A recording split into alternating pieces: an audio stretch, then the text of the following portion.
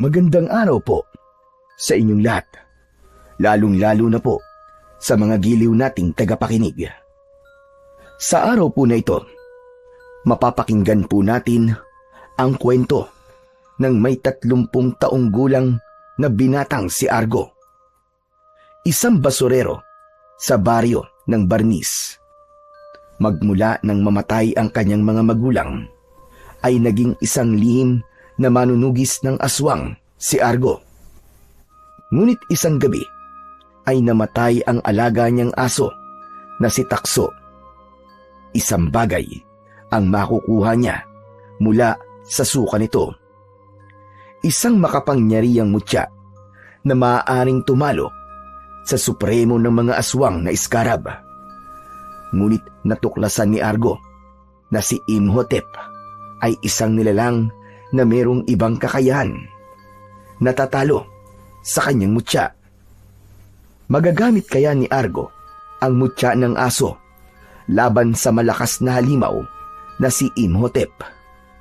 Magtagumpay kaya siya sa laban sa lumalakas na puwersa ng kadiliman?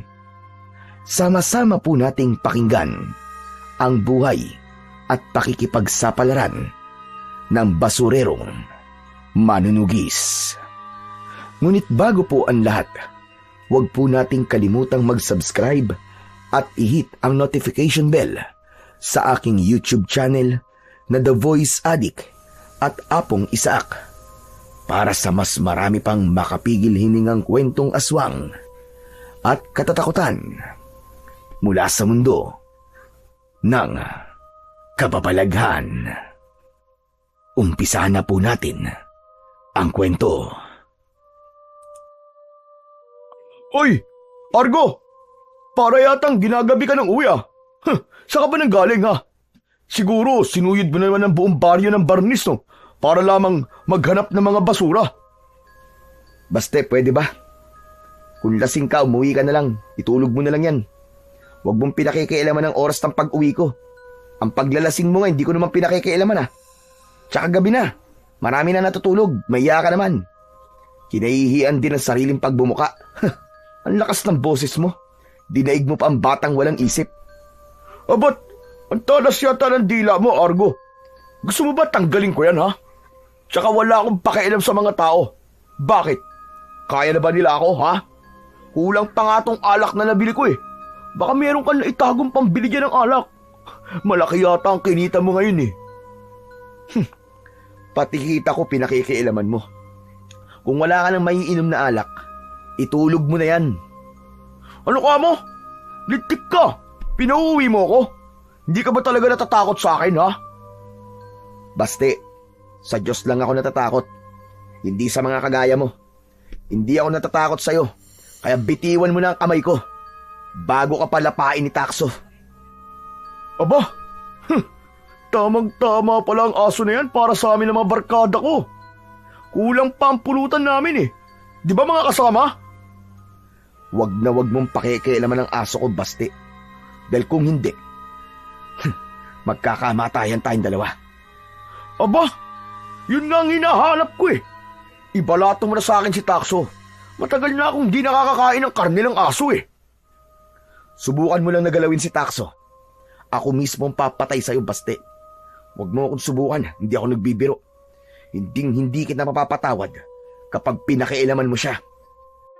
Isang malakas na pagtahol mula kay Takso ang narinig ng may 30 taong gulang na binatang si Argo. Kaya't napalingon ang 4 na kasama ni Baste sa gawi ng aso. Galit na galit si Takso na para bang nauunawaan nito ang mga sinasabi ni Baste. Ang 4 na kasama ni Baste ay napatayo sa lamesa at lumapit sa kanila.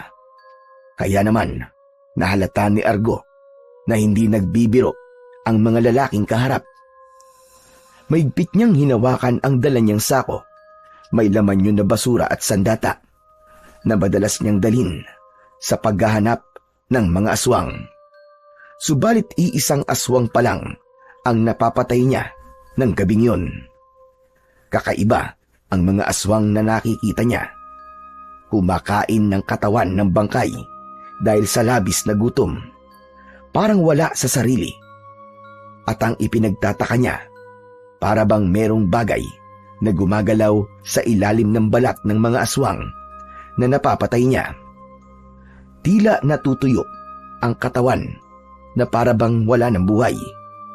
Walang tigil sa paggalaw ang hayop sa loob ng katawan ng aswang. At kapag nakakakain ng karne ng tao, saka lamang tumitigil din sa paggalaw ng bilog na bagay sa loob ng katawan nito. Pag-aaralan niya sana kung ano yun. Kaya lang ay muntik siyang mahuli ng mga tanod. Mabuti na lang at nakapagtago siya. Kaya iniwan niya ang katawan ng aswang malapit sa tambakan ng basura. Sa baryo ng Barnis, matatagpuan ang malawak na tambakan ng basura. Sa lugar na yon, dinadala ang mga basurang nakukuha sa mga karatig baryo o dump site. Parang isang Smoky Mountain sa Tondo, Maynila. At dahil malaki ang ibinabayad ng mga nagtatapon ng basura sa kanilang kapitan, nagiging sentro sila ng tapunan ng basura. Halos kasing taas na yun ng burol, na kasing lapad ng 1 ektarya na lupa. Ang amoy ay masakit sa ilong, masakit sa lalamunan ng taong makakalanghap sa singaw. Naninigas ang sikmura na madalas ay hindi na kinakaya ng mga taong nakatira sa tambakan ng basura. Kaya ang iba na hindi na nakakatiis ay umaalis na lang sa kanilang baryo. Pero para sa mga basurerong katulad niya, yun ang ikinabubuhay ng ibang tao. Ang iba naman ay nagre-recycle ng basura na pwede pang pakinabangan para ibenta sa iba. Bumalik sa kasalukuyang pag-iisip si Argo nang bigla siyang itinulak ni Baste. Bumagsak siya sa lupa. Dinuduro siya nito sa muka. Isang bagay na hindi gusto ng kanyang alagang aso na si Takso. Kaya naman, nilundag nito ang kamay ni Baste at agad na sinakmal ng kagat sa braso. Aray! Hayop kang aso ka! Ligtik ka! Paturukan mo ako ng anti-rabies, Argo, ah! Walang hiya! Tatanggalan pa ako ng braso ng aso mo! Kasalanan mo yan. Binalaan na kita, di ba? Isa pa, wala akong perang pambayad sa anti-rabies na sinasabi mo. Alam ng aso kapag masama ang taong kaharap niya. Kaya ikaw ang may kasalanan kung bakit kinagat ka ng aso ko. Ang kulit mo eh. Hindi ako makakapayag na hindi managot ang aso mong yan, Argo. Ligtik lang, walang ganti. Hindi na yan sisikatan ng araw dahil papatayin ko yan. Kapag ginawa mo yan, Baste, ikaw ang maghuhukay ng sarili mong libingan. Ikaw ang hindi nasisikatan ng araw. Si Takso na lamang natitira kong pamilya. Sa oras na mamatay siya, hindi rin ako makakapayag na hindi ka managot. Tandaan mo yan, Baste. Aba, kayo na nga nakadisgrasya sa akin eh. Ikaw pa ang galit. Sa oras na hindi ka kumilos para paturukan ako sa braso ko ng anti-rabies, humanda ka talaga. Gagawin ko talaga kung ano sinabi ko. Mag-aharap tayo sa barangay bukas. Baste, inutil ang barangay dito. Kaya alam ko na kung ano mangyayari. Siyempre kakampihan ka nila at sa uli, ako ang lalabas na masama. Dahil babayaran mo si Kapitan, tama ba? Ipinagtanggol lamang ako ni Takso at kasalanan mo kung bakit kanya kinagat. Kung ayaw mo magkarabis, ikaw na lang ang magpaturok sa sarili mo.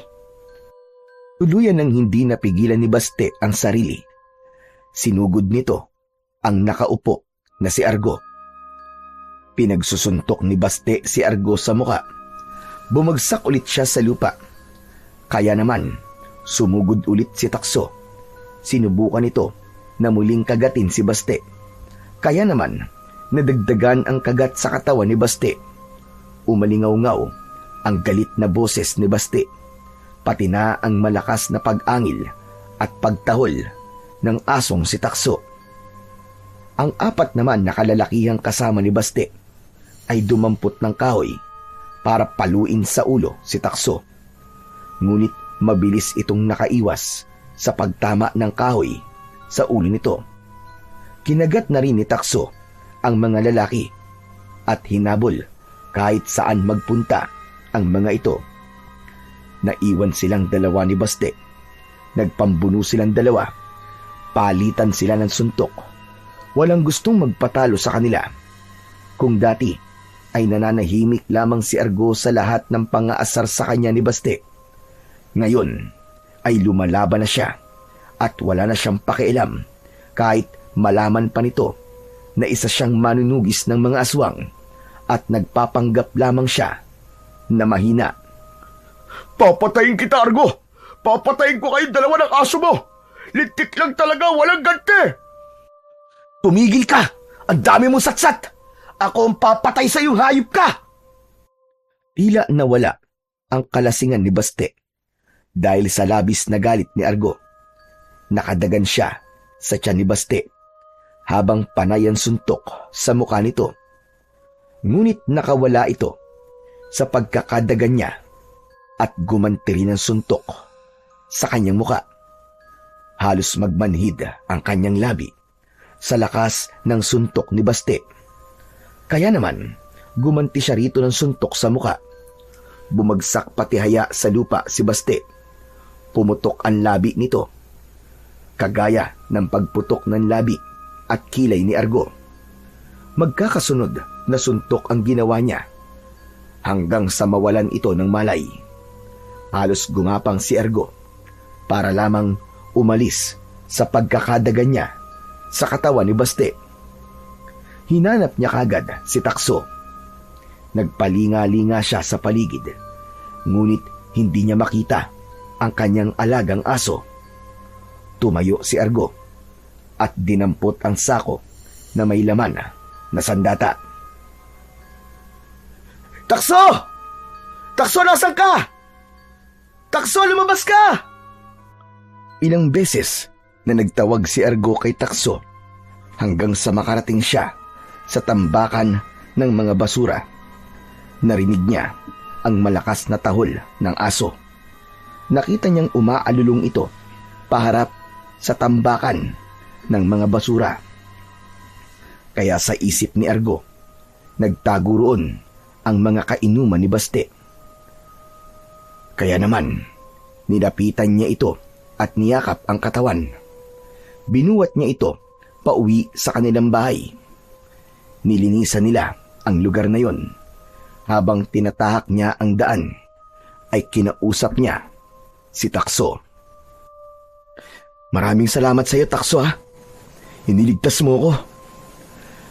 Sa labis na tuwa ng aso, dinilaan siya nito sa pisngi na parabang nararamdaman niya ang matindi nitong pag-aalala para sa kanya. Si Takso ang itinuturing niyang parang kapatid. Madalas siya nitong ipinagtatanggol. Kaya naman, mahal na mahal niya ang kanyang alaga na si Takso. Takso, pauwi na tayo. Hindi na nila tayo guguluhin dahil matatakot na sila sa'yo, panigurado. Muling sinulyapan ni Argo ang hulihan nilang daan sa tambakan ng basura. Ngunit panay pa rin ang alulong ni Takso. Nakatingin pa rin ito sa tambakan ng mga basura. Takso, huwag ka maingay. Hindi na sila manggugulo sa atin. Huwag mo na pati uulitin yun, ha? Kasi delikado yun eh. Baka mamaya mapahama ka. Tumingin sa kanya ang alaga niyang si Takso. Para bang ngayon lamang niya ito nakitang balisa. Ngunit hindi niya yun pinansin. Dahil mas nag-alala siya sa magiging reaksyon ni Lolo Tipol sa nangyari sa kanyang muka. Magmula nang mamatay ang kanyang mga magulang, 20 taon na ang nakakalipas, ay ang matanda na ang kanyang kasama sa bahay.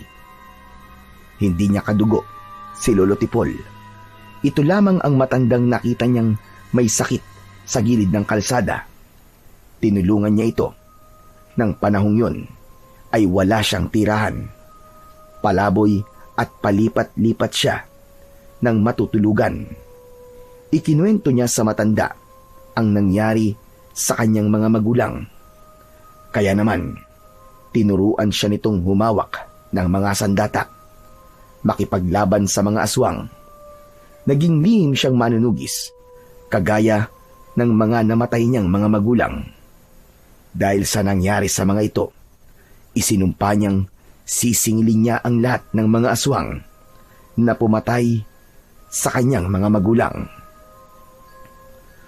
Pagkalipas ng ilang minuto, ay narating niya ang bahay ni Lolo Tipol. Pagtapat niya sa pintuan, ibinaba niya si Takso at diretso itong pumasok sa loob ng bahay. Kaya bago siya magpakita kay Lolo Tipol, isa munang buntong hininga ang pinakawalan niya. Dahan-dahan siyang humakbang papasok sa loob ng bahay. Lolo Tipol, nandito na po ako. Apa, mabuti naman at nakauwi ka na. Parang ginagabi ka yata ng uwi. Kumusta ang naging lakad mo?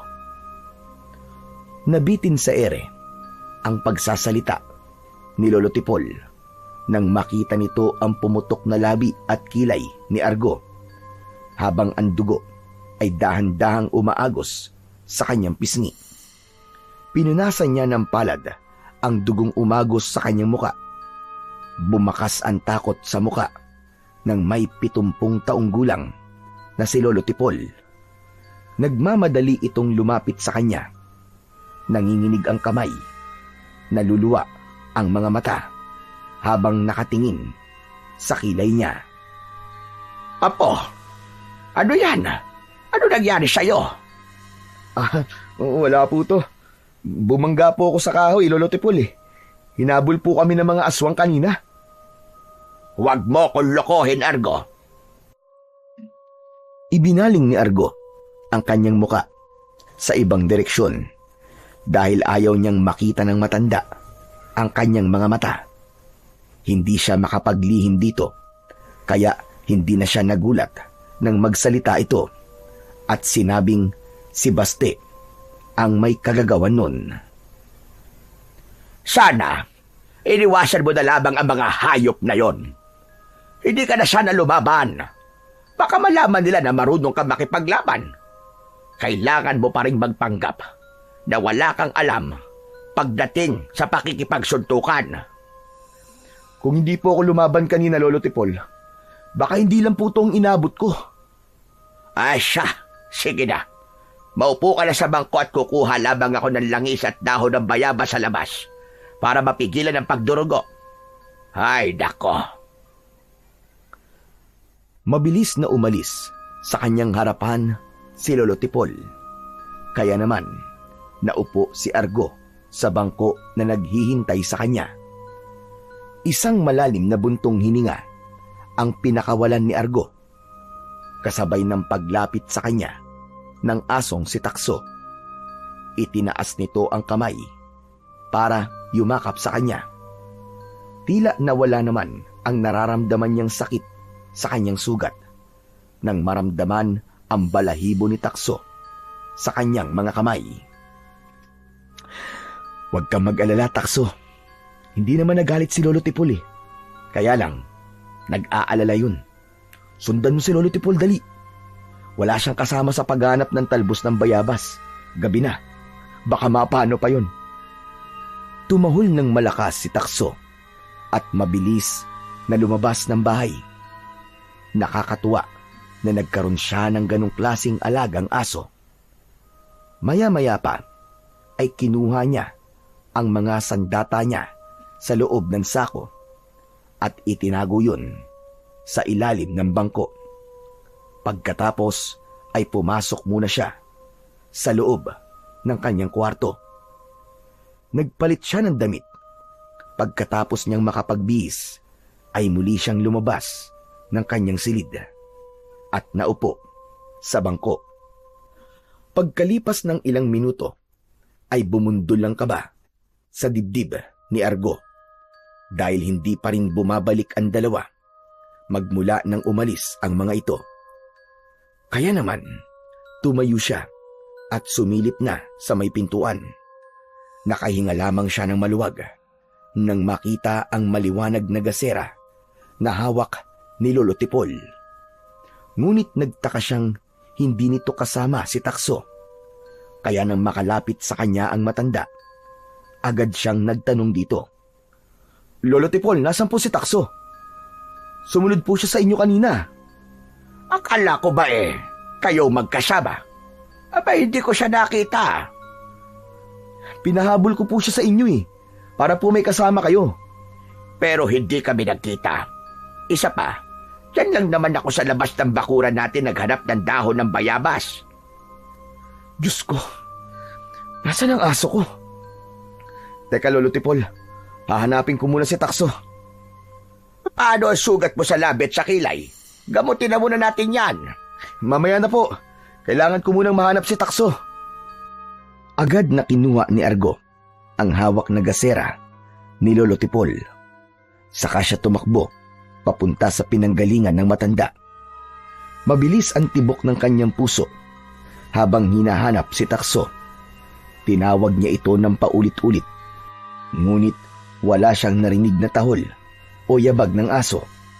Sa halip, katahimikan lamang ang naririnig niya sa paligid. Bitbit ang isang lamparang bigas. Tinahak ni Argo ang madilim na bahagi ng likod ng bahay na papunta sa kakawyan. Kumakabog ang kanyang dibdib. Bawat takbang ay sinasabayan ng huni ng kuliglig at kaluskos ng mga dahon. Takso! Takso, nasan ka? Takso! Sigaw ni Argo. Umaasa siyang sasagot ng tahol ang kanyang alagang aso. Ngunit walang tugon. Muli siyang sumigaw. Hinanap niya si Takso sa lahat ng sulok ng kakawyan, pati na sa lugar na madalas niyang makitang naglalaro ang aso. Ngunit wala, kahit kaluskos. Habang lumalalim ang kanyang paghahanap, dama ni Argo ang malamig na ihip ng hangin na tila may dalang panganib. Napahinto siya sa pagtakbo nang makita ang mga bakas ng paa ng aso sa putikan, papasok sa mas madilim na bahagi ng gubat. Mas lalo siyang kinabahan, ngunit hindi siya umatras.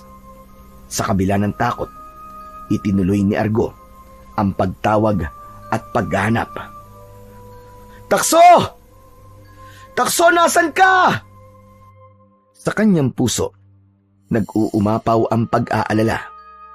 Sa isip niya ay naglalaro ang posibilidad na baka may masamang nangyari sa kanyang alagang aso na si Takso. Habang tinatahak niya ang daan at sinusundan ang bakas ng paa ni Takso, sa isip niya ay pabalik yun sa tambakan ng basurahan. Kaya naman, mas lalo siyang nagmadali. Ngunit may napansin siyang nakaharang na anino sa kanyang daan. Isang nakatayong lalaki. Kainuman ito ni Baste, kung hindi siya nagkakamali. Si Alex yun. Tumutulo ang malapot nitong laway at kapansin-pansin ang kakaibang ikinikilos nito. Natitiyak niya na isang aswang si Alex. Bumundol ang kaba sa kanyang dibdib. Wala siyang anumang hawak na sandatang panlaban sa mga aswang para ipagtanggol ang kanyang buhay. Napaatras siya ng hakbang habang hindi inaalis ang kanyang paningin sa nilalang. Nagtataka si Argo kung paanong naging aswang ang matabang lalaki na kainuman ni Baste. Kitang-kita niya sa ilalim ng balat nito ang mga bagay na nakikita niyang gumagapang sa mga aswang na napapatay niya. Tila nararamdaman niya ang paghihirap ng kalooban ni Alex. Pinunit nito ang damit at walang tigil sa pagsigaw.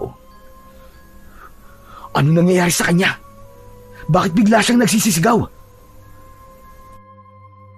Sa hindi kalayuan, ay napahandusay sa lupa si Alex. Dala ng kanyang kuryosidad, nilapitan niya ito. Kanina lamang ay nagtangka itong salakayin siya. Ngunit ngayon ay nakahiga ito sa lupa at hindi maintindihan ang gagawin.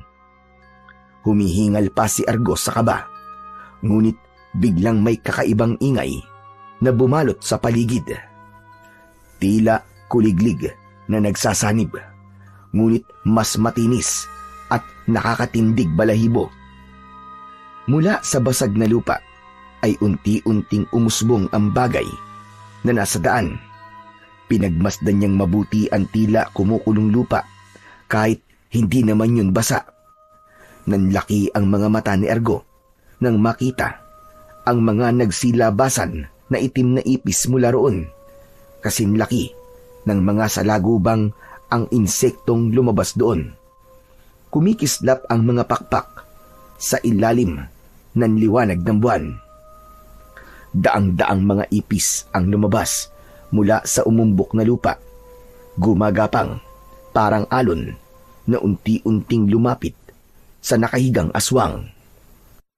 Kaya naman, nasundan niya ng tingin ang mga ipis at laking gulat niya nang malaman na ang mga bagay na nakikita niya sa katawan ng aswang ay ipis pala.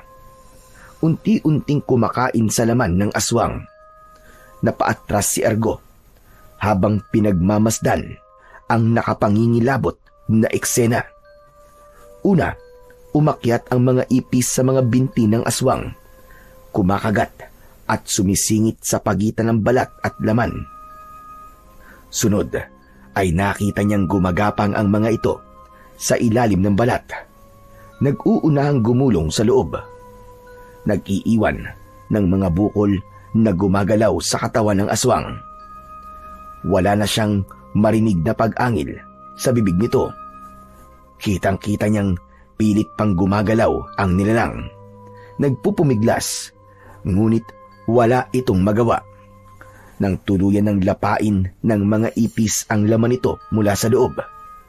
Sa isang saglit lamang, ang dating nakakatakot na halimaw ay naging bangkay na unti-unting tinutunaw ng mga gutom na ipis. Naiwan si Argo, nanginginig at pinipigilan ang pagsusuka. Hindi niya alam kung bakit dumating ang mga ipis na yon, ngunit malinaw sa kanya ang isang bagay. Hindi lamang tao ang kaaway ng mga aswang. Meron ding mas mabangis na nilalang na handang lumamon sa kanila. Muling sumulyap si Argo sa kinaroroonan ng aswang. Nakita niyang iniwan na ng mga ipis ang katawan nito. Bumalik ang mga yon sa lugar kung saan lumabas ang mga ito. Brutal na namatay ang aswang habang nakabuka ang bibig. Natuyo ang balat at tila kahoy na tumigas ang katawan. Natatandaan niya na ganun din ang itsura ng mga aswang na napapatay niya. Diyos ko! Ano to? Paano nangyari to?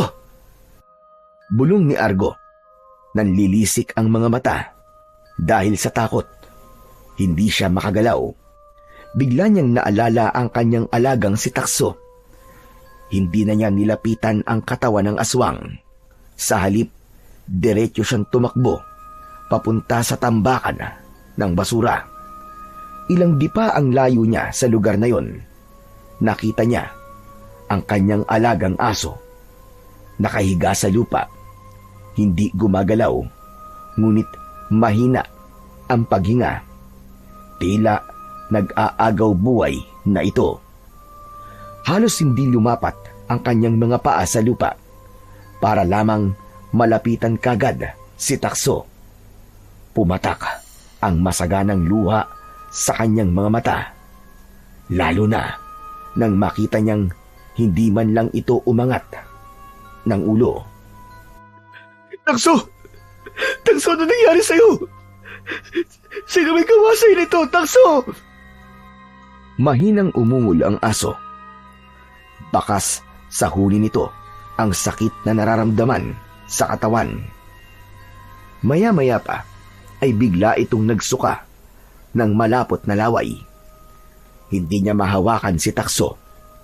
Pakiramdam niya, iiwan na siya ng kanyang alagang aso. Muli itong nagsuka ng kulay pulang likido. Kasunod ng pagtahol nito na tila tumatagos sa kanyang puso.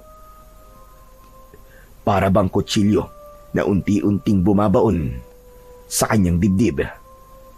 Hindi. Hindi pwede, Takso. Takso, nakikiusap ako. Huwag mo akong iiwan. Takso! Isang malakas na paghinga ang narinig ni Argo. Nanatiling nakapikit si Takso.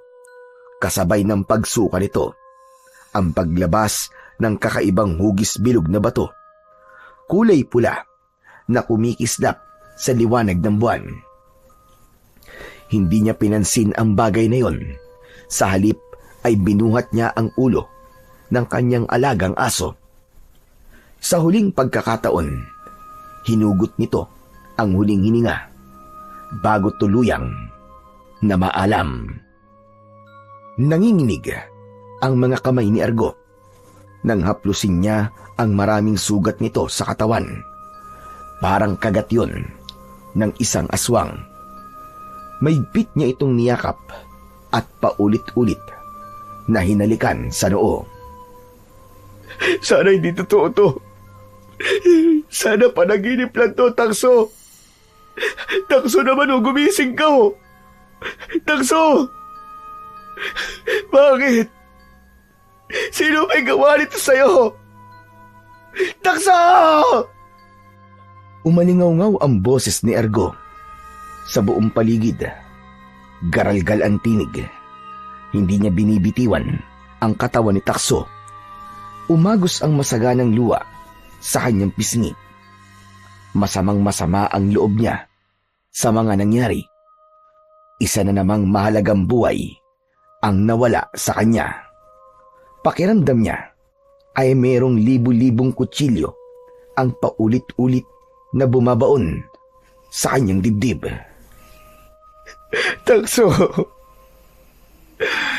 bakit mo hiniwan? Takso!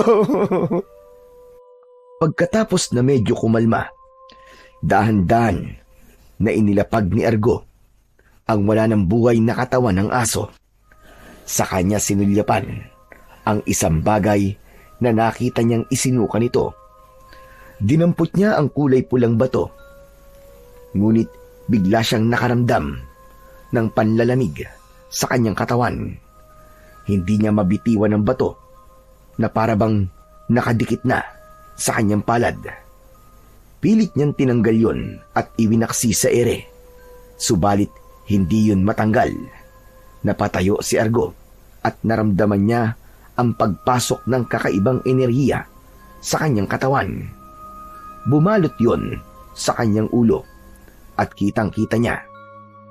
Nang mula sa kanyang palad, gumapang ang kulay pulang bato papunta sa kanyang bibig. Parang isang buhay na insektong gumapang at pumasok sa kanyang bunganga. Kahit na anong gawin niyang pagpupumiglas, hindi niya makontrol ang kanyang katawan. Husang bumuka ang kanyang bibig at tinanggap yun ng kanyang lalamunan. Pinigilan niya yon sa pamamagitan ng pagsakal niya sa kanyang sariling leeg. Ngunit tuluyan na niyang nalunok ang kulay pulang bato. Napaluhod siya sa lupa at sa pagtingala niya sa langit, lumitaw ang kulay pulang liwanag sa kanyang mga mata. Luminaw ang kanyang paligid at nang muli siyang tumingin sa katawan ni Takso, nakita niyang unti-unti itong naging usok. Pumasok yon sa kanyang katawan. Bumilis ang tibok ng kanyang puso, kasabay ng paghihilom ng kanyang mga sugat sa kilay at labi. Tumayo si Argo at pinagmasdan ang mga kamay. Gulat na gulat siya sa kanyang mga nasaksiyan. Ano nangyayari sa akin? Nasaan na si Takso? Takso! Takso! Tila hindi matanggap ni Argo ang pagkawala ng kanyang alagang aso. Naghanap pa siya sa paligid. Umaasa siyang buhay pa rin si Takso. Ngunit saglit siyang tumigil sa paghahanap. Sa isip niya ay lumitaw ang katotohanang patay na ang alaga niyang aso. At totoo ang kanyang mga nasaksiyan. Dala ng kanyang pag-aalala ay mabilis siyang tumakbo papalayo sa lugar na yon. Tinahak niya ang daan pauwi sa kanilang bahay habang ang kanyang katawan ay tila gumaan at nawala ang pananakit ng mga sugat. Subalit, mas nangibabaw sa kanya ngayon ang labis na takot at pagkabigla. Pagkalipas ng ilang minutong pagtakbo, narating niya ang bahay ni Lolo Tipol. Mabilis siyang pumasok sa loob ng bahay. Nadatnan niyang nakaupo ang matanda sa upuan na gawa sa tabla. Napatayo ito sa kinauupuan at mabilis na lumapit sa kanya. Bumakas ang pag-aalala sa muka ng matanda. Lolo Tipol, Aba, Argo, bakit ka umiiyak? At saka, nasan si Takso? wala na Lolo Tipol. Patay na siya. Iniwan niya po ako. Hindi ko po alam kung sino pumatay sa kanya. Nadatnan ko lang po na nag-aagaw buhay na ang aso ko. Diyos ko, halika muna rito at maupo ka. Paano siyang namatay? Malakas pa siya kanina. Isa pa, sino naman ang gagawa nun sa kanya? Hindi ko po naabutan ang hayop na pumatay sa kanya, Lolo Tipol. Nasaan ang katawan ni Takso? Yun nga eh. Hindi ko alam kung paano ko ipapaliwanag sa inyo mga nangyari sa kanya, Lolo Tipol. Naguguluhan po ako sa mga nakita ko kanina eh. Teka. Ano bang ibig mo sabihin? Si Takso po. Natunaw at naging usok. Pumasok po ang usok na yun sa katawan ko. Napaupo si Lolo Tipol sa bangko habang ang paningin niya ay hindi inaalis sa muka ni Argo. Tila hinihintay nito ang mga sasabihin niya at kung nagsasabi ba ito ng totoo. Argo, ano ba pinagsasasabi mo? Uminom ka ba ng alak? Mukha po ba akong lasing, Lolo Tipol? Totoo po ang mga sinasabi ko. Namatay na si Takso. Mukha pa nga siya ng kulay pulang bato. At nang mahawakan ko po yun, gumapang po ang bato papunta sa bibig ko. At sa pilitan ko po nalunok yun. Diyos ko po, totoo ba yung mga sinasabi mo, Argo? Opo. Kaya nga hindi rin po ako makapaniwalay. Meron pa po ako natuklasan. Habang hinahanap po si Takso, nakakita po ako ng kakaibang nilalang. Isang aswang na nilapa ng mga ipis. Nanggaling po sila sa ilalim ng lupa at pumasok sa katawan ng aswang. Marami na po ako napapatay na aswang, pero kakaiba po ang aswang kanina. Siya si Alex, kaibigan po ni Baste. Tuluyan nang nanghina ang tuhod ng matandang lalaki. Takot na takot itong napaupo habang nanginginig ang katawan. Lolo Tipol, may alam po ba kayo sa mga nangyayari sa akin ngayon? Talagang naguguluhan po ako eh. Oo. Alam ko kung ano nangyayari sa iyo ngayon. At hindi ko akalain na mangyayari yon sa totoong buhay. Ang buong akala ko ay mga kwentong nilikha lamang yon ng matatanda. Lalo na ang tungkol sa mga kakaibang ipis na nakita mo kanina. Isang senyales na meron na namang nagtatangkang bumuhay sa supremo ng mga isinumpang halimaw. Teka, sandali lang po, Lolo Tipol. Hindi ko po naiintindihan ang mga sinasabi niyo eh. Ang tinutukoy ko ay ang nilalang na matagal nang nakalibing sa ilalim ng lupa. Siya ang dahilan sa muling paglitaw ng mga aswang na iskarab at muling mabubuhay kapag meron na siyang nahanap na tapat na nilalang. Isang alagad na mag-aalaga at bubuhay sa kanyang katawan. Aalayan ng dugo at laman ng tao. Diyos ko, bakit nangyayari po ang mga bagay na yun? Dahil sa paghihigante, hinatulan siya ng kamatayan sa pamamagitan ng paglilibing sa kanya ng buhay, kasama ng mga ipis.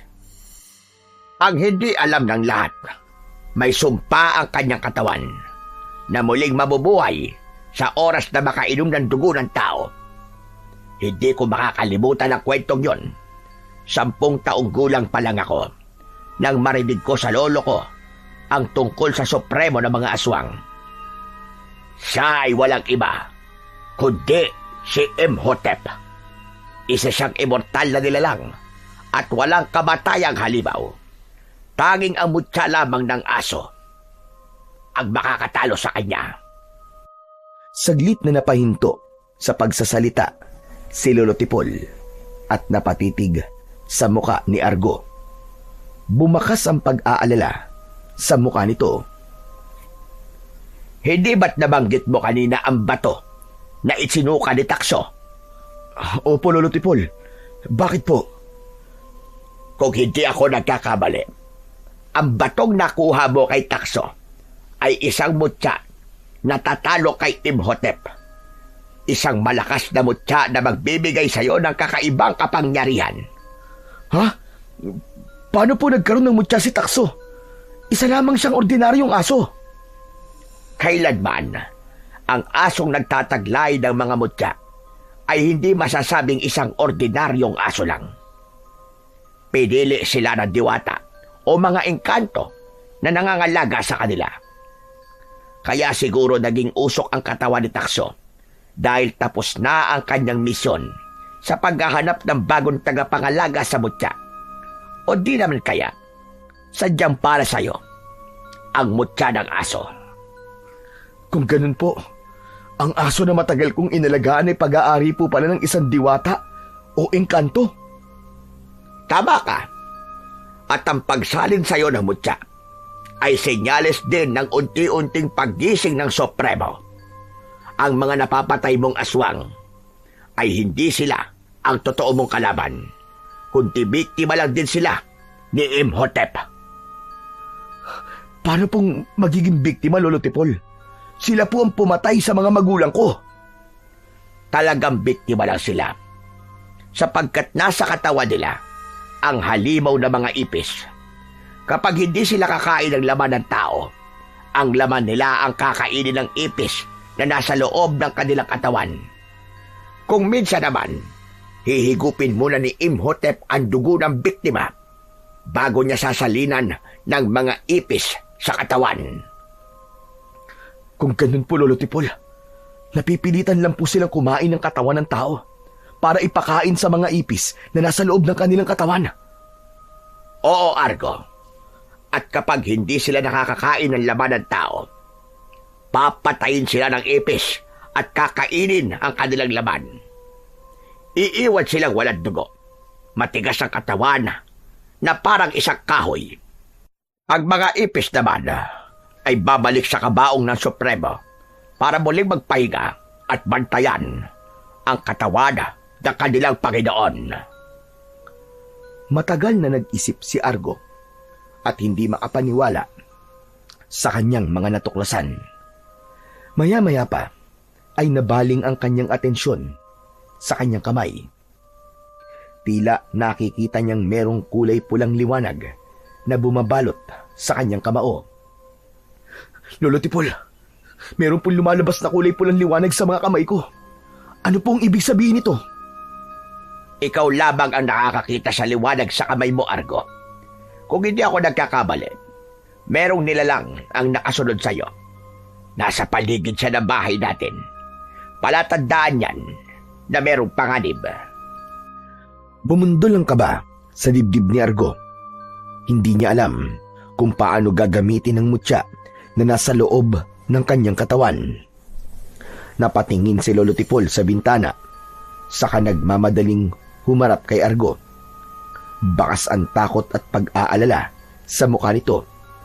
Kaya naman, sumilip na rin si Argo sa labas ng kanilang bahay. Sa liwanag ng buwan, nakita niya ang mga anino sa labas ng kanilang bakuran.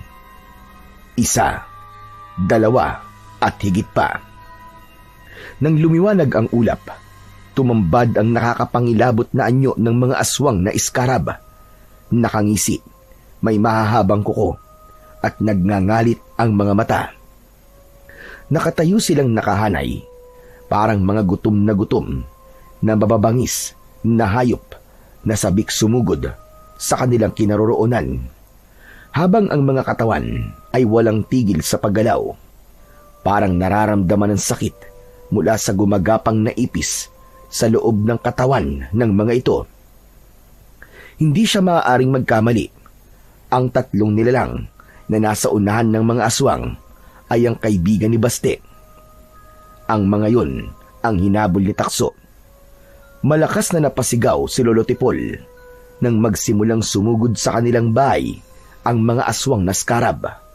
Nababali ang katawan ng mga ito, tila namimilipit dahil sa labis na sakit. Mabilis ang paggalaw ng mga ipis sa loob ng katawan ng mga ito. Argo, magmadali ka. Papalapit na sila. Ano pong gagawin ko, Lolo? Kunin mo yung sandata at patayin mo silang lahat. Pabulong na saad ni Lolo Tipol habang inaabot nito ang lumang itak. Si Argo naman ay pinapakiramdaman ng paligid ng bahay habang umaalingaw-ngaw ang mga pag-angil at pagkaskas ng mga kuko ng mga ito sa dingding ng kanilang bahay. Isang nakakabinging huni ang pinakawalan ng isang aswang, at kasunod nun ay sabay-sabay na sumugod ang mga ito. Tila nagliliparan sa bilis. Umuga ang bakod ng talunin ng mga ito ang harang. Mabilis na lumabas ng bahay sina Argo at Lolo Tipol. Mahigpit nilang hawak ang itak. Sa isang iglap, nagkaharap ang mga tao at mga halimaw. Matapang na hinarap ni Argo ang mga sumugod na aswang. Tila nagkaroon siya ng kakayahan ng katulad sa aso. Mataas ang kanyang talon. Sinalag ni Argo ang isang mabilis na pagkalmot ng kuko ng aswang gamit ang itak, habang si Lolo Tipol naman ay buong lakas na itinusok ang itak sa dibdib ng isang aswang. Sumirit ang itim na likido. Umalingasaw ang baho na tila naaagnas na bangkay. Nagkikikisay ang katawan ng aswang na pilit tinatanggal ang talim na nakabaon sa katawan nito. Sa pangalawang pagkakataon, nasaksihan nila ang pagkain ng mga ipis sa katawan ng aswang. Nilalapa ng mga ipis ang aswang na natatalo nila sa laban. Pagkatapos ubusin ng mga ipis ang laman ng aswang, hinabol sila ng mga ito. Mabilis na tumakbo si Lolo Tipol, pero si Argo ay nilampasan lamang ng mga ipis. Para silang natakot sa liwanag ng kanyang mga kamay. Napansin niyang umakyat ng puno ang matanda, kaya nakaligtas ito sa mga ipis na gumagapang sa lupa. Nagtataka si Argo kung bakit iniwasan siya ng mga ipis. Muli niyang napansin ang pagpasok ng mga ipis sa katawan ng nakahandusay na mga aswang. Narinig niya ang malakas na sigaw ni Lolo Tipol. Argo! Takot sila sa mutya, kaya magagawa mo silang labanan gamit ang iyong kapangyarihan. Paano po, Lolo Tipol? Kumilos ka lang nang naaayon sa kakayahan mo. Sige na, bilisan mo. Labanan mo silang lahat. Patayin mo sila. Muling pinagsama ni Argo ang kanyang lakas at naipon yun sa kanyang kamao. Saktong paglapit sa kanyang kinaroroonan ng mga natitirang halimaw, ay sinalubong niya ang mga ito ng malakas niyang pagsuntok.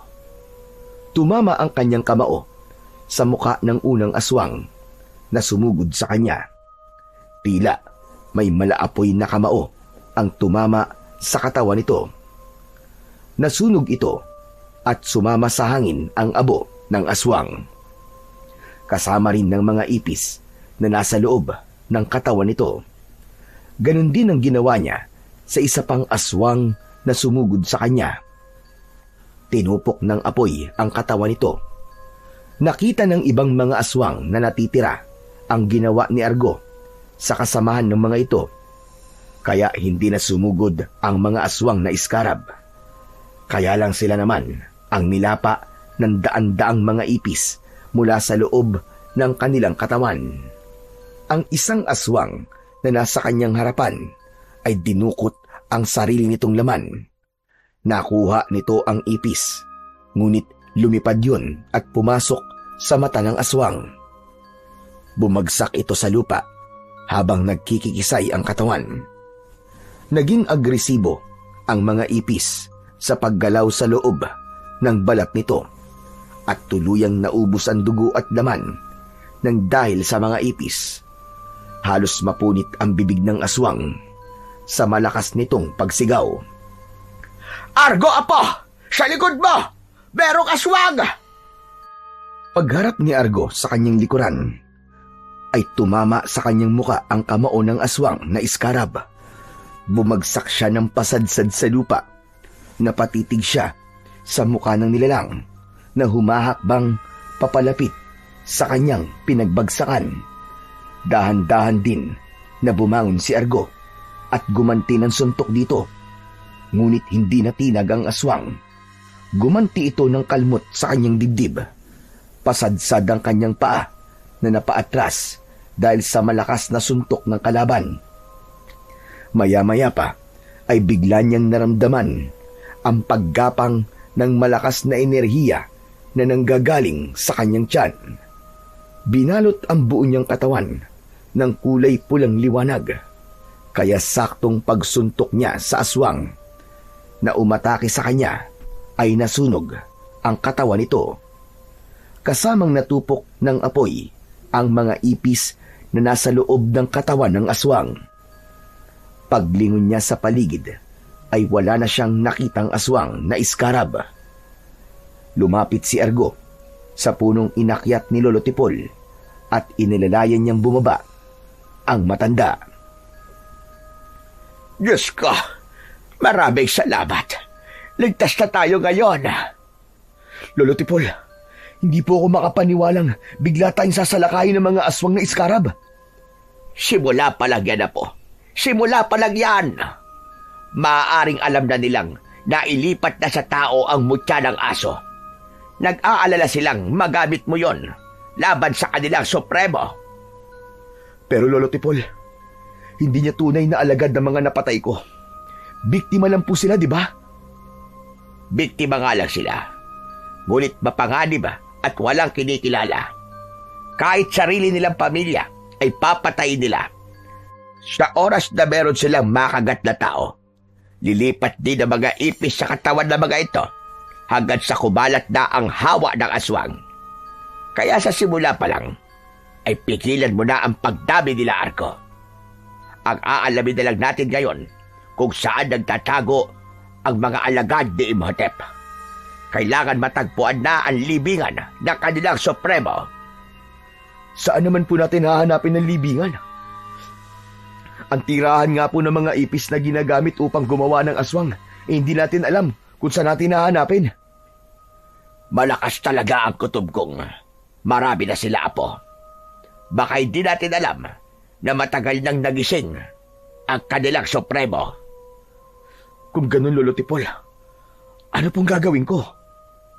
Dating gawin, ipagpatuloy mo lamang ang pagiging basurero mo. Magmatsyag ka sa paligid, kahit sa mga karating baryo. Pigilan mo ang pagdami ng kanilang alagad. Mahihirapan tayo kung lahat ng mga taong nakatira sa baryo ay magiging isang halimaw. umasta ka na parang walang nangyari. Gawin mo ang lahat para mailigtas ang mga tao. Malaki ang tiwala ko sa iyo na ikaw ay magtatagumpay. Wala po bang ibang paraan para magamot ang mga taong pinapasukan ng mga ipis sa katawan? Wala na. Dahil kapag nagkaroon na ng ipis sa katawan ng isang tao, hindi na siya mabubuhay pa. Maaaring namatay na siya at binubuhay na lamang siya ng mga ipis. Kaya kung mapapansin mo, wala na sila sa tamang pag-iisip. Para silang mga amalanhig. Patay na muling nabuhay. Kung ganun po, ang aswang na iskarab ay mula sa lahi ng mga aswang na amalanhig. Tama ka. Ang pagkakaiba nga lang, pumapatay sila ng tao para ibahog sa ipis na nasa loob ng kanilang katawan. Nang sa ganon ay mabuhay sila. Tulala sila sa umaga. Sa gabi lamang sila nagiging agresibo. Kaya madali mo silang makikilala. Ngayon pa lang po ay nag-aalala na ako, Lolo Tipol. Parang hindi ko po sila kayang labanan. Sinabi ko nga, malaki ang tiwala ko sa iyo, Apo. May dahilan kung bakit ikaw ang pinili ni Takso. Alalahanin mong nandito rin ako. Ginagawa mo yan para mailigtas sa mga tao at mabigyan ng katarungan ang pagkamatay ng iyong mga magulang. Pagkatapos na mag-usap ng dalawa, ay pumasok na sila sa loob ng kanilang bahay. Wala silang imikang dalawa na abala sa pag-iisip ng mga nangyari sa kanila ng gabing yun. Pagkapasok ni Argo sa kanilang bahay, mabilis niyang isinara ang mga bintana at pintuan. Bago siya pumasok sa loob ng kanyang kwarto, pagod niyang inihiga ang katawan sa kanyang katre. Maya-maya pa ay bigla niyang naalala ang kanyang alaga na si Takso. Muli rin bumagsak ang kanyang luha sa mga mata. Oras pa lang na hindi niya nakikita si Takso ay nasasakta na siya. Dahil kahit kailan, hindi na niya makakasama pa si Takso. Ngunit kapag naaalala niya ang usok na lumabas mula sa katawan ni Takso at pumasok sa kanyang katawan, pakiramdam niya, nasa tabi niya lang ang kaibigang aso. Hanggang sa bumigat na ang talukap ng kanyang mga mata. Nakatulugan niya na ang pag-iisip kay Takso. Kinabukasan, pagkagising ni Argo, agad niyang narinig ang ingay mula sa labas ng kanilang bahay. Hindi pa man siya nakakalabas ng silid, ay umaalingaw na ang sigawan at usapan ng mga tao sa kanilang baryo. Nang lumabas siya, nadatnan niya ang kanilang mga kapitbahay na nagsisiksikan sa gitna ng mabatong kalsada. Bawat isa may halong kaba at pagtataka sa muka. Wala si Lolo Tipol. Marahil ay natutulog pa rin ang matanda. Kaya naman, nilapitan ni Argo ang mga tao. Teka, ano ba nangyayari? Tanong ni Argo sa isang lalaking mataba. Seryoso ang anyo nito na walang tigil sa pagkumpas ang mga kamay habang nagkikwento. Saka lamang niya napansin na kasama si Baste sa umpukan na yon ng mga tao at ito mismo ang nasa gitna. Hingal na hingal ito habang nagpapaliwanag. Alam ni Argo ng mga kaibigan nito ay kasama sa mga napatay niya. Pinagmasdan niya si Baste.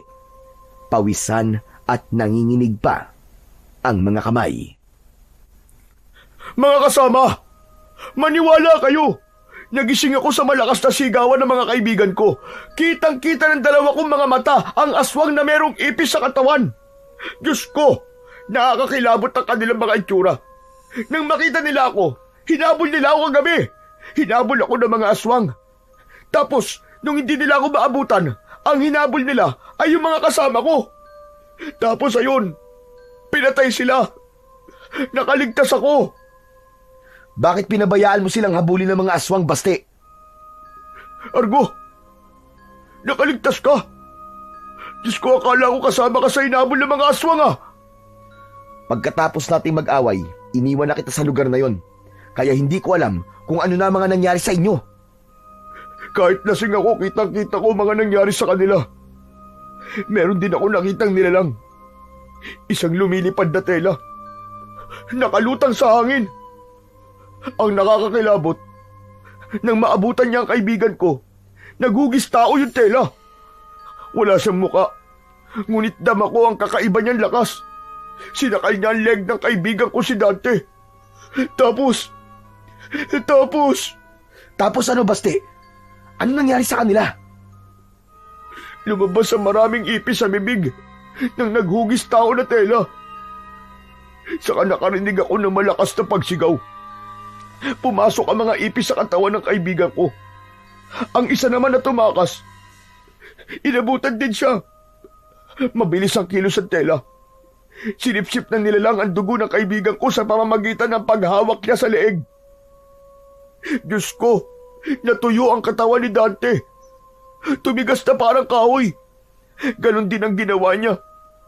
Doon sa isa pa. Pero nabuhay sila. Parang patay na muling nabuhay. Totoo ba sinasabi mo, Baste? Hindi ako nagbibiro, Argo.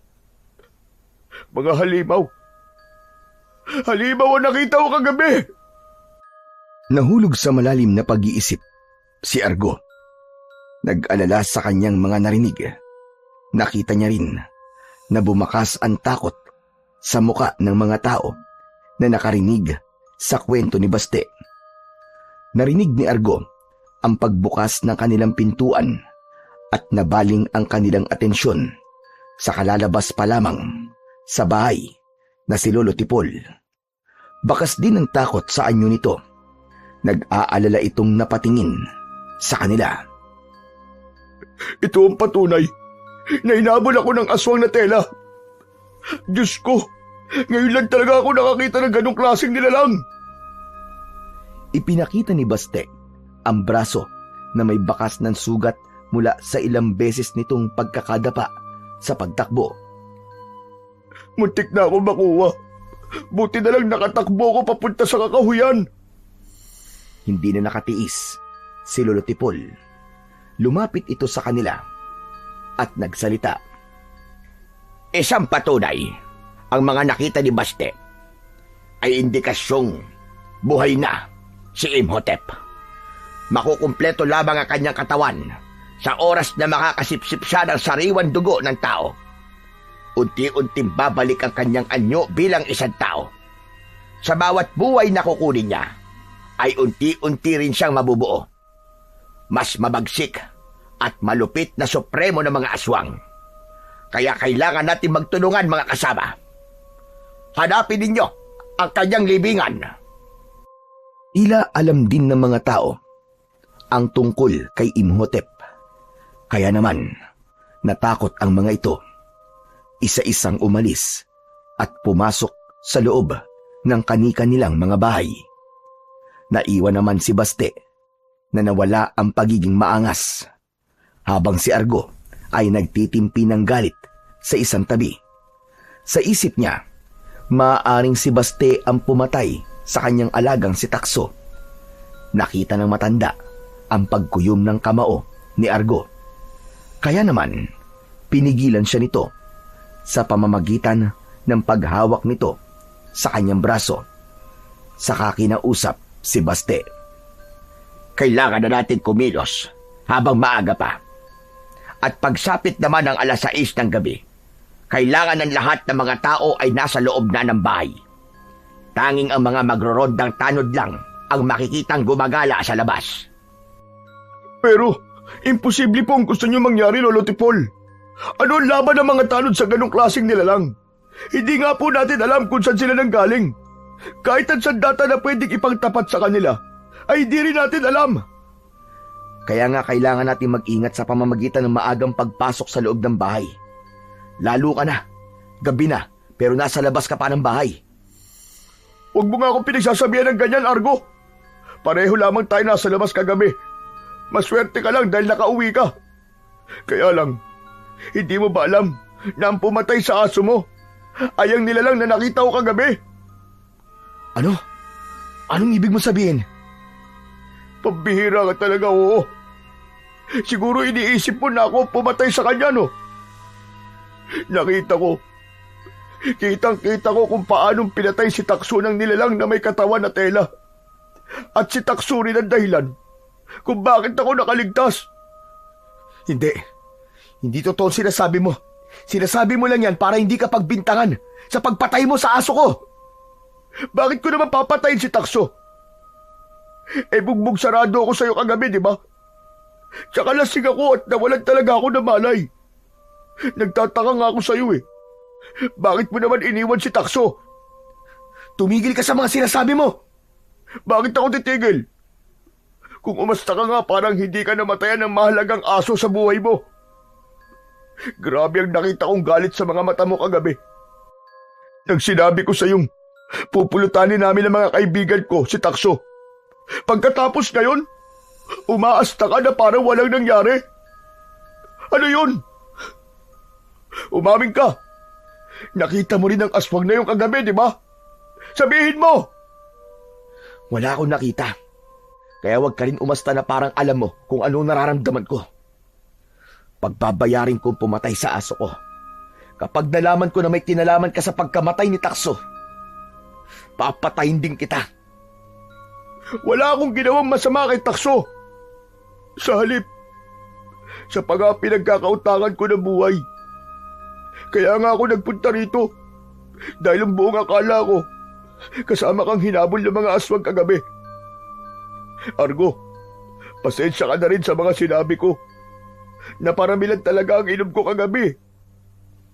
Hindi pa rin ako naniniwala sa ipinapakita mong kabaitan, Baste. Hindi ko naman ipinagpipilitan na maniwala ka sa sinasabi ko, Argo. Gusto ko lang talaga magpasalamat sa'yo dahil sa alaga mo si Takso. Pero naniniwala akong meron kang nakita kagabi dahil magkasama kayong umalis si Takso. Umalis si Takso para sundan ako sa paghahanap sana ng bayabas na igagamot ko sa kilay at labi ni Argo. Ano? Kilay at labi? Bakit? Napuruan ko ba mukha mo, Argo? Kung ganun, nasan ang sugat sa labi at kilay mo? Nasan? Saka lamang naalala ni Argo ang kakaibang nangyari sa kanya kagabi. Kaya nahawakan niya ang kanyang kilay. Hindi yun dapat malaman ni Baste. Ginamot kagad ni Lolo Tipol ang kilay ko, kaya nawala ang pamamaga.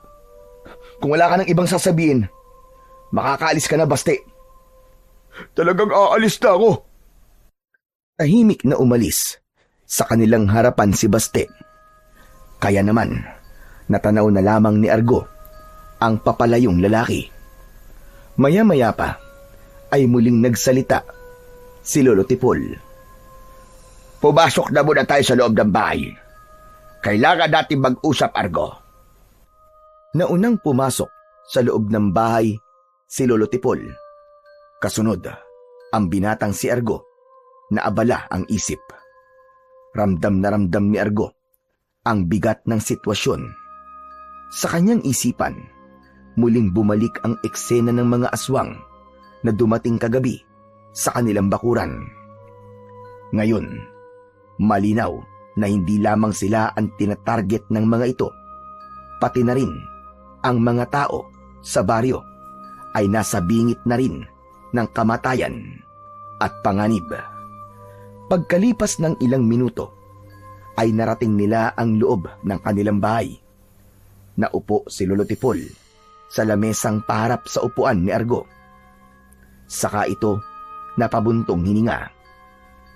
Mukhang sumisikip na ang lugar na ginagalawan natin, Apo. Kailangang hindi malaman ng mga tao ang tungkol sa pagiging manunugis mo. Pati na ang pagkakaroon mo ng mutya ng aso. Lolo Tipol, hanggang ngayon, hindi ko pa rin po alam kung ano ba ang kakayahan ng mutya ng aso. Magkakaroon ka ng matalas na pandinig. Kahit ang mahinang kaluskos ng aswang sa malayo ay malinaw mong maririnig. Mararamdaman din ng iyong kamay ang kanilang presensya, kagaya na nangyari sa iyo kagabi. Ganon din sa pang-amoy. Kahit sila ay magpalit pa ng anyo, makikilala sila ng iyong mutya. Maliban na lamang kung ang kalaban mo ay nagtataglay din ng kakaibang kapangyarihang kontra sa iyong kakayahan. Lalong-lalo na ang taong nag-aalaga kay Imhotep. Naniniwala ko na ang taong yon ay tapat na tagapaglingkod ng Supremo. Sa tingin ko po, kulang ang kakayahan ng mutya kumpara sa kanilang Supremo na merong ganong kakayahan. Batay po sa kwento ni Baste, malinaw na nakita niya ay merong taglay na kakayahan mula sa sinaunang aswang. Bukod sa kanyang kakayahan, Argo, may taglay siya ng dugo ng immortal dahil sa kanyang malatela na katawan na kayang pumasok sa maliliit na siwang ng butas. Subalit, kung mapapalabas mo ang kapangyarihan ng mutya, makakaya mo siyang labanan at talunin. Magkakaroon ka rin ng kakayahan na magtago sa mga aswang. Hindi ka maaamoy ng mga aswang na iskarab. Kaya nga pinag-aagawan nila ang mutya na nasa iyo, Argo. Sinasabi ko to sa iyo para mag-ingat ka. Hindi natin alam kung sino ang totoo nating kalaban. Lolo Tipol, ano po magiging epekto ng mutya sa katawan ng mga aswang? Lalong-lalo na po sa kanilang Supremo kung tamaan ko sila ng aking kamao. Kung tatama ang iyong kamao o sandata sa mga aswang na iskarab, masusunog sila at mamamatay. Ngunit sa Supremo, na merong taglay na kakayahan na parang sa tela na lumulutang sa hangin, tiyak na mahihirapan ka panigurado. Ngunit naniniwala ko sa kakayahan mo, Argo. Isang malalim na buntong hininga ang pinakawalan ni Argo. Nang muli siyang tumingin sa matanda, ay nahulog na rin ito sa malalim na pag-iisip. Pakiramdam ko po, Lolo Tipol, ako ang pumatay kay Takso. Kasalanan ko kung bakit siya namatay. Sana, hindi ko siya hinayaan na lumabas ng mag-isa. Sana, hindi ko siya pinasunod sa inyo. Ay, nako. Kalimutan mo na kung ano ang sinabi sa'yo ni Baste. Nang hindi mo na naaalala ang sakit sa pagkamatay ni Takso. Ngayong nasa loob na ng katawan mo ang kanyang mutya, gamitin mo yan para labanan ang lumalakas na puwersa ni Imhotep. Dahil hindi madali ang kaharapin mong laban, Argo. Tama po kayo, Lolo. Gagawin ko yun. Ano na ang plano mo ngayon? Dati pong gawi. Aalis po ako ngayon at magpapanggap ulit na basurero. Palihim ako magmamatsyag sa paligid ng baryo. Hanggang sa gabi. Mag-iingat ka, Apo. Mag-iingat din po kayo, Lolo Tipol. Wala kayong kasama habang wala ako.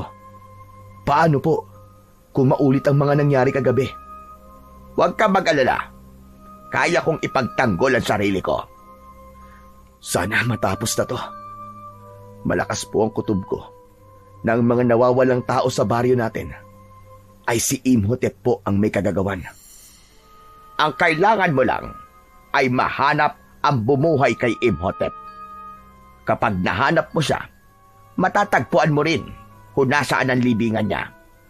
At sa ganung paraan, malalaman natin kung paano natin siya matatalo gamit ang mutya na nasa katawan mo. Sige po, Lolo Tipol. Kailangan ko na po maghanda ng mga gamit ko. Sikapin mong ligtas kang makakauwi, Apo. Opo, walang mangyayaring masama sa akin, Lolo Tipol. Pinapangako ko yan. Tumayo si Argo at naglakad papasok sa kanyang kwarto para magpalit ng damit.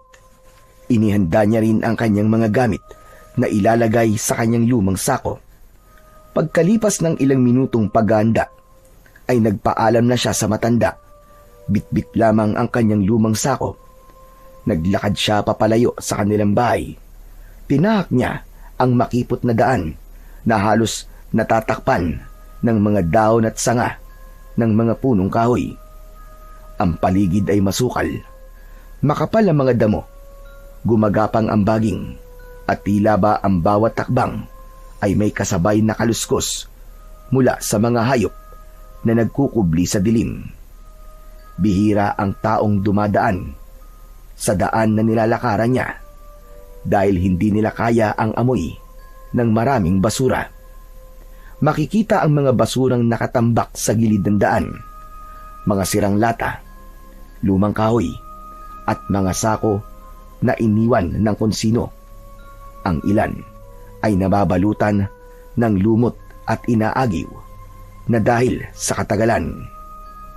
Walang gustong kumuha ng basura para sana ibaon o di kaya naman ay sunugin at huwag itambak sa malabundok na tambakan ng basura.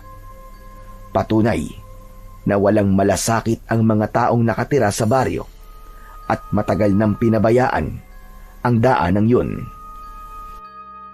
Sa hangin ay kumakapit ang amoy ng nabubulok na dahon na hinalo ng bahagyang alingasaw ng basura. Habang naglalakad, ramdam ni Argo ang bigat ng katahimikan. Ang kalsada ay tila nagiging mas makipot habang siya ay papasok sa masukal na bahagi ng kakahuyan. Paminsan-minsan, napapalingon siya sa kanyang likuran. Ngunit wala siyang makitang ibang tao. Tanging ang sarili lamang niyang yabag ang maririnig. Sa kanyang dibdib ay may kaba. Ngunit dala rin niya ang tapang na taglay ng isang manunugis. Alam niyang sa kabilang baryo, naghihintay ang mahalagang sagot tungkol sa kanyang mga tanong. Ngunit bago siya makarating doon, kailangan muna niyang lagpasan ang daang puno ng dilim, basura at mga matang nagmamasid mula sa kakahuyan. Panay ang linga niya sa paligid. Pakiramdam niya ay hindi siya nag-iisa. Kaya naman, nagkunwari siyang nagpupulot ng basura. Maya-maya pa ay narinig niya ang kaluskos ng yabag ng paa papalapit sa kanyang kinaroroonan. Bagya pa siyang nagulat nang makita si Baste. Nakakunot ang noo nito at may dala rin na sako. Katulad niya ay isa rin itong basurero. Baste, anong ginagawa mo rito? Akala ko baka gabi halos lamunin ka na ng takot sa kwento mo tungkol sa aswang. Teka, sinusundan mo ba ako? Hindi kita sinusundan. Nagkataon lang na dito rin ang punta ko. Alam ko maraming basura rito Teka, bakit ikaw? Nandito ka nga rin, Argo. Anong pakay mo sa lugar na to? Bihira ang dumaraan dito, delikado pa. Hindi ba't may ibang daan papunta sa kabilang baryo? Alam kong delikado, pero kailangan kong kumita Pero ikaw, anong ginagawa mo rito? Ano pa ba? Kagaya mo, kailangan ko rin kumita. Pagkatapos ipang-iinom mo lang. Hindi na ako nagiinom. Natauhan na ako sa mga nangyari sa akin kagabi. Nai-report mo na ba kay Kapitan ang nangyari sa mga kaibigan mo? Oo, kaya lang walang naniniwala sa akin Pinagtawanan lamang nila ako, kaya yun. Naghahanap sila ng mga lugar na madalas naming tambayan. Sa isip ni Argo ay malabo nang mahanap ng mga tanod ang katawan ng mga kaibigan ni Baste dahil siya mismo ang naglusaw sa katawan ng mga ito gamit ang kanyang kapangyarihan. Ni Abo ay hindi na matatagpuan ng mga ito. Dahil kasama niya si Baste, kinailangan niyang ibaling ang atensyon sa paghahanap ng mga basura na pwede nilang ibenta. Pagkalipas ng ilang oras, ay halos mapuno na ang sako nilang dalawa ni Baste. Ngunit natigilan silang dalawa nang makita ang isang katawan ng tao sa ilalim ng basurahan. Maging si Baste ay natakot sa itsura ng bangkay. Diyos ko, tila marami na siyang napapatay na biktima, Baste. Kung ganun, sa basurahan nila itinatambak ang mga katawan ng kanilang nagiging biktima para maitago sa mga tao. Hindi nga naman mahahanap kagad ang katawan nila dahil natatakluban ng baho ng mga basura. Kailangan malaman to ni Kapitan kung sino ang lalaking yan. Tsak na hinahanap na siya ng kanyang pamilya. Nilapitan nila ang katawan ng biktima. Kitang-kita nila ang nakakapangilabot na sinapit nito. Ang balat nito ay natuyo at kumulubot. Lumabas sa katawan ang mga natuyong litid, parang dahon na pinatuyo sa araw. Ang mga mata ay nakadilat, walang buhay. Nakabuka ang bibig na tila sumisigaw at habol ang huli nitong hininga. Ang labi ay nagkabitak-bitak at sa paligid ng katawan ay may mga kalat na pira-pirasong balat na parang kinayod mula sa loob ng laman nito. Halos hindi matignan ni Argo ang itsura ng biktima. Argo, tignan mo ang dibdib niyo. Butas at merong naiwan na hibla ng lumang tela. Kasing lapad ng 1 pulgada. Paano nagkaroon ng ganong klaseng nilalang sa baryo natin? Ikaw, Argo, talaga bang hindi mo nakita ang aswang na nakita ko sa kakauyan? Malapit sa tambakan ng basura? Wala talaga ako nakita, Baste. Kung meron man, bakit ako magsisinungaling sa'yo, di ba? Matagal na nag-isip si Baste bago ito sumang-ayon sa sinabi ni Argo. Kailangan niyang magsinungaling. Kaya naman, muli nitong sinulyapan ang katawan ng biktima. Kailangan na nating umalis sa lugar na to at sabihin kay Kapitan kung ano nangyari rito. Baka sa pagkakataong to, maliwala na sila sa mga sinasabi ko. Teka, hindi ka ba nagtataka, Baste? Natagpuan ko ang katawan ni Takso malapit sa tambakan ng mga basura. Anong ibig mo sabihin, Argo? Hindi kaya ang mga aswang na sinasabi mo ay matatagpuan malapit sa tambak ng mga basura? Kagaya na nangyari sa lalaking to. Hindi ba't nasa ilalim siya ng mga basura? Sinasabi mo ba ng mga nawawalang tao sa baryo natin, pati na ang pagtatago sa mga katawan ng biktima ng mga aswang ay matatagpuan sa tambakan ng mga basura na malapit sa bahay natin? Oo, Baste. Dahil kung pagsasama-samahin natin ang pangyayari, ang lahat ng mga lugar na pinagpapakitaan ng sinasabi mong aswang ay malapit sa mga tambak ng basura. Kung saan naroon ang mga basura, naroon din ang mga aswang na iskarab. Hindi aswang na iskaraba nandun, Baste, kundi ang mismong mga ipis na inuutusan ng aswang na may katawan na tela o si Imhotep. Teka, sandali lang. Parang naguguluhan ako. Ang mga aswang na nakita mo na may ipis sa loob ng katawan ay mga biktima lang sila. Hindi sila ang totoong kalaban. Ang totoong kalaban natin dito ay ang mga ipis na pumapasok sa katawan ng mga tao na binibiktima nila. Ang ibig kong sabihin, hindi ba't karamihan sa mga ipis ay nakatira sa basurahan? Sa palagay ko, si Imhotep mismo ay nakatira sa ilalim ng basurahan. Diyos ko, posible nga. Tama nga sinasabi mo. Teka, paano mo naisip yun? Ang pinagbatayan ko lamang ay ang mga taong binibiktima ng mga ipis. Tsaka pansinin mo ang katawan ng biktima. Hindi na halos makilala dahil sa pagkatuyo ng kanyang katawan. Pero nalaman ko batay sa kanyang suot. Siya si Mang Ruben, ang basurerong madalas mo nakakasama. Hindi mo nakilala ang ama ni Alex, di ba? Nanlalaki ang mga mata ni Baste nang dumako ang paningin nito sa suot na damit ng biktima. Kinuha nito ang tela na nasa dibdib ni Mang Ruben. Pinagmasdan yun ng mabuti, saka iniabot sa kanya. Tignan mo rin ang telang to. Parang tela mula sa libingan dahil sa amoy at kalumaan. Maaaring ang binibiktima niya ay ang mga basurero. Nagtatapon ng basura at mga taong nagtatapon kung saan-saan ng kanilang kalat. Hinaplos ni Argo ang hawak niyang tela. Kitang-kita ang nakadikit na dugo sa tela. Saka muling napatingin sa nag-aalalang muka ni Baste. Sa unang pagkakataon ay nagkasundo sila nito. Matagal din ang panahon na madalas siya nitong ginugulo. Pero ngayon, kasama niya na ito at tila balak pang gumawa ng paraan para makatulong sa kanya. Kahit hindi niya tahasang inaamin dito na isa siyang manunugis ng mga aswang, at hindi totoong basurero. Umalis na tayo rito bago pa tayo abutin ng dilim sa daan. Binuhat ni Argo ang dala niyang sako. Pagkatapos ay nauna ng maglakad kay Baste. Habang tinatahak nila ang daan pauwi sa kanilang bahay, ay napansin ni Argo na tila pinagtitinginan sila ng mga tao. Isang masamang tingin kasabay ng pagpula ng kanyang mga kamay. Napaatras siya ng hakbang papalapit kay Baste.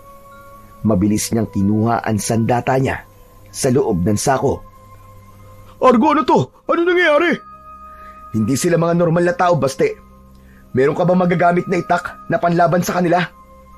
Argo, sandali lang. Bakit kailangan ko ng itak? Pagmasdan mo sila, tignan mo ang kanilang mga muka. Bagamat nasa normal ang kanilang anyo, pero natitiyak kong hindi na sila mga taong may matinong pag-iisip. Mamayang gabi lamang ay maghahasik na sila ng lagim sa baryo natin. Kailangan mo makahanap ng mga baging para igapos sila at hahayaang mamatay sa lugar kung saan sila natin itatali. Hindi kagad na unawaan ni Baste kung ano ang ibig sabihin ni Argo. Dahil tinititigan pa nito ang mga tao na nakatayo sa gilid ng kalsada. Nakatulala na parabang wala sa sarili. Kahit hindi gumagalaw ang mga ito, alam ni Argo na hindi na sila ligtas sa lugar na yon. Ibinaba ni Baste at Argo ang kanilang sako at kumuha ng baging sa mga puno. Pinagsama-sama nilang igapos ang mga tao dahil hindi pa niya kayang patayin ang mga taong naging biktima lang din ng itim na kapangyarihan ni Imhotep. Mabilis nilang naigapos ang halos 8 lalaking nakatayo sa gilid ng kalsada. Tuluyan na nilang iniwan ang kanilang mga sako at patakbong tinahak ang daan pauwi sa kanilang bahay para naman iligtas ang kanilang pamilya. Mabilis nilang narating ang bahay ni Baste. Ipinaliwanag nito sa mga magulang na wag munang lalabas ng bahay kapag gabi. Ganon din ang ginawa nila sa iba nilang mga kapitbahay.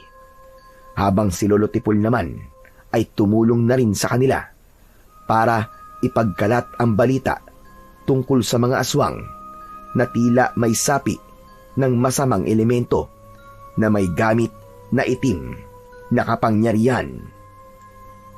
Sa una ay hindi naniwala ang mga tao sa kanila. Subalit nang makita ng mga ito ang nangyari sa lalaking natagpuan nila sa basurahan, pati na ang mga kalalakihan na iginapos nila, ay naniwala rin ang mga ito. Naghanda ang mga lalaki ng sibat para sa oras na salakayin sila ng mga aswang na may laman na ipis sa katawan, ay meron silang magagamit na panlaban upang ipagtanggol ang kanilang sariling buhay. Tutulong ako sa iyo, Argo. Kung tama ang hinala mo na nasa tambakan ng basura ang sagot sa mga tanong natin, kailangan nating magmatsyag dun. Tama ka, Baste. Pero sigurado ka ba? Nasasama ka sa akin? Bakit naman hindi? Utang ko ang buhay ko kay Takso. At gusto ko rin na mabigyan siya ng katarungan. Gusto ko rin na patunayan sa iyo na wala akong kasalanan. Pagkatapos nilang magplano ng mga gagawin, naghanda sila ng gasolina at posporo. Alak nilang sunugin ang basurahan. Si Lolo Tipol naman ang naiwan sa kanilang bahay. Hindi niya muna sinabi rito ang kanilang plano ni Baste para hindi na masyadong mag-alala si Lolo Tipol. Kaya pagsapit ng gabi ay magkasama sila ni Baste na tinahak ang daan papunta sa tambakan ng basura. Ngunit pagdating nila ay merong mga tao na nakatayo sa paligid ng basurahan. Mga walang alam sa mga nangyayari sa paligid. Mga taong hindi naniniwala sa kanila. Sa halip ay mas pinili pa rin magtrabaho kahit gabi na. Nagtago ang dalawa sa likod ng puno habang nakasilip sa ginagawa ng mga tao. Ilang sandali pa ay umalis ang dalawang lalaki na may buhat na sako na punong-puno na ng basura na maaari pa nilang mapakinabangan. Natanaw nila na merong dumating na 3 sasakyan na truck ng basura. Kaya pala, sa gabi sila nag-ooperate para maitago ang kababuyan na ginagawa nila sa baryo natin. Kung tama ang hinala natin na merong mga nilalang na nagtatago sa ilalim ng basurahan, kakailanganin natin magukay. Kaya mo ba ang baho ng basura, Baste? Kakayanin ko. Pero mamaya na tayo kumilos. Hanggat nariyan pa mga taong yan, hindi pa pwede. Pinanood ng dalawa ang pagdating ng mga truck ng basura para itambak sa kanilang baryo. Kita rin nila na binayaran ng mga ito si Kapitan. Isang malakas na pagtapik sa balikat ang ginawa ng lalaki para magpakita ng pasasalamat sa punong barangay. Ngunit hindi pa man sila nagtatagal sa pagtatambak ng basura. Nakita ni Argo ang paglabas ng malahibla na tela mula sa ilalim ng basurahan. Merong sukat na 1 pulgada ang lapad ng telang nakalutang sa hangin. Tila may buhay na panay ang galaw. Nanlalaki ang kanilang mga mata ni Baste nang mula sa tuktok ng mga basura ay lumitaw ang malatelang halimaw. Sa una ay para lamang itong mga tela na nakalutang sa hangin. Walang hugis, parang walang kakayahan. Ngunit nang maubos ang hibla ng tela mula sa basurahan, ay nagkaroon ng hugis ang katawan ng nilalang. Nagkaroon ng balat, ngunit kalahati lamang. Ang kalahati ng muka ay tila naaagnas na bangkay. Ang masaklap, hindi namamalayan ni na Kapitan at ng mga driver ng truck na meron ng nilalang na nakatayo sa likod ng mga ito. Sa unang pagkakataon, nasaksiyan ni Argo kung paanong hinigop ng aswang na si Imhotep ang laman at dugo ng truck driver. Kitang-kita rin nila ang pagtuyo at pagtigas ng katawan ng kaawa-awang biktima.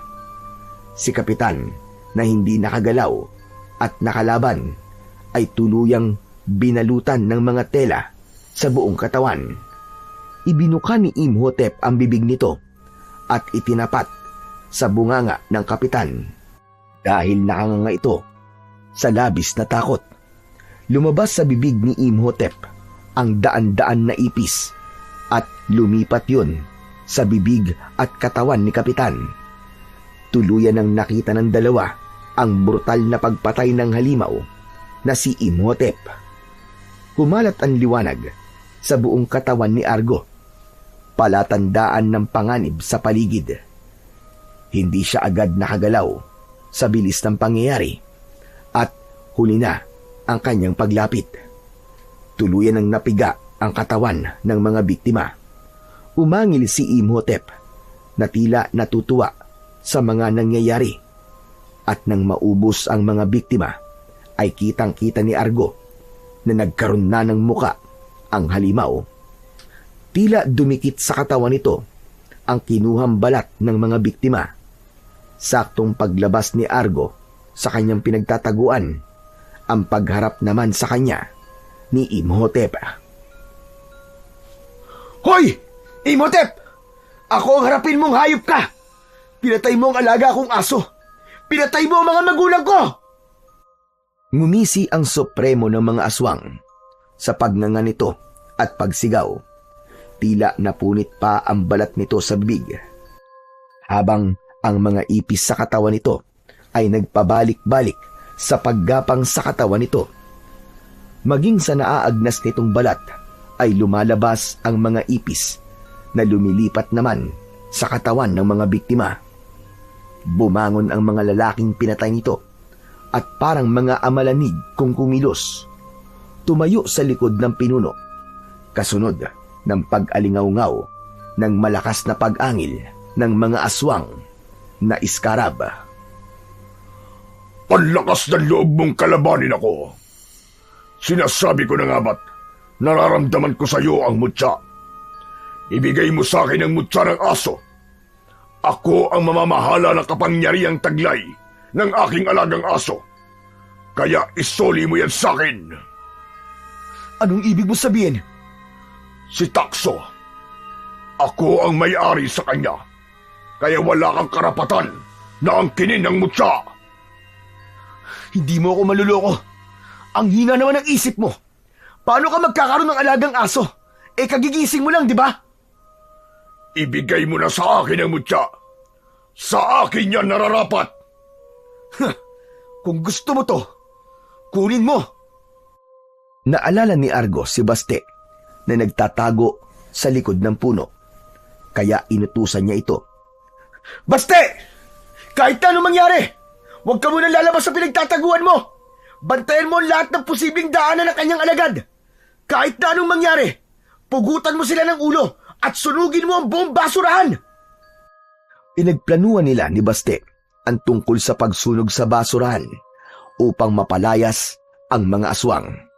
Sa hindi inaasahang pagkakataon, biglang nawasak ang katawan ni Imhotep. Lumutang yun sa ere at pumulupot sa kanyang katawan ng tela. Nabuhat siya ng malakas na puwersa ng kalaban at bumagsak siya sa tambakan ng mga basura. Naramdaman niya ang pagguhit ng sakit sa kanyang katawan. At sa muling pagbabalik ng anyo ng aswang, ay nagkaroon ulit ito ng hugis tao na katawan. Lumitaw ang naaagnas nitong muka at umusal ng nakakakilabot na orasyon. Teka, ano nangyayari sa akin? Bakit hindi ako makagalaw? Tila hinihigop niya ang kapangyarihan ko. Nakipaglaban si Argo sa pamamagitan ng pagpupumiglas ng kanyang katawan. Ngunit kahit anong gawin niya, ay hindi talaga siya makagalaw.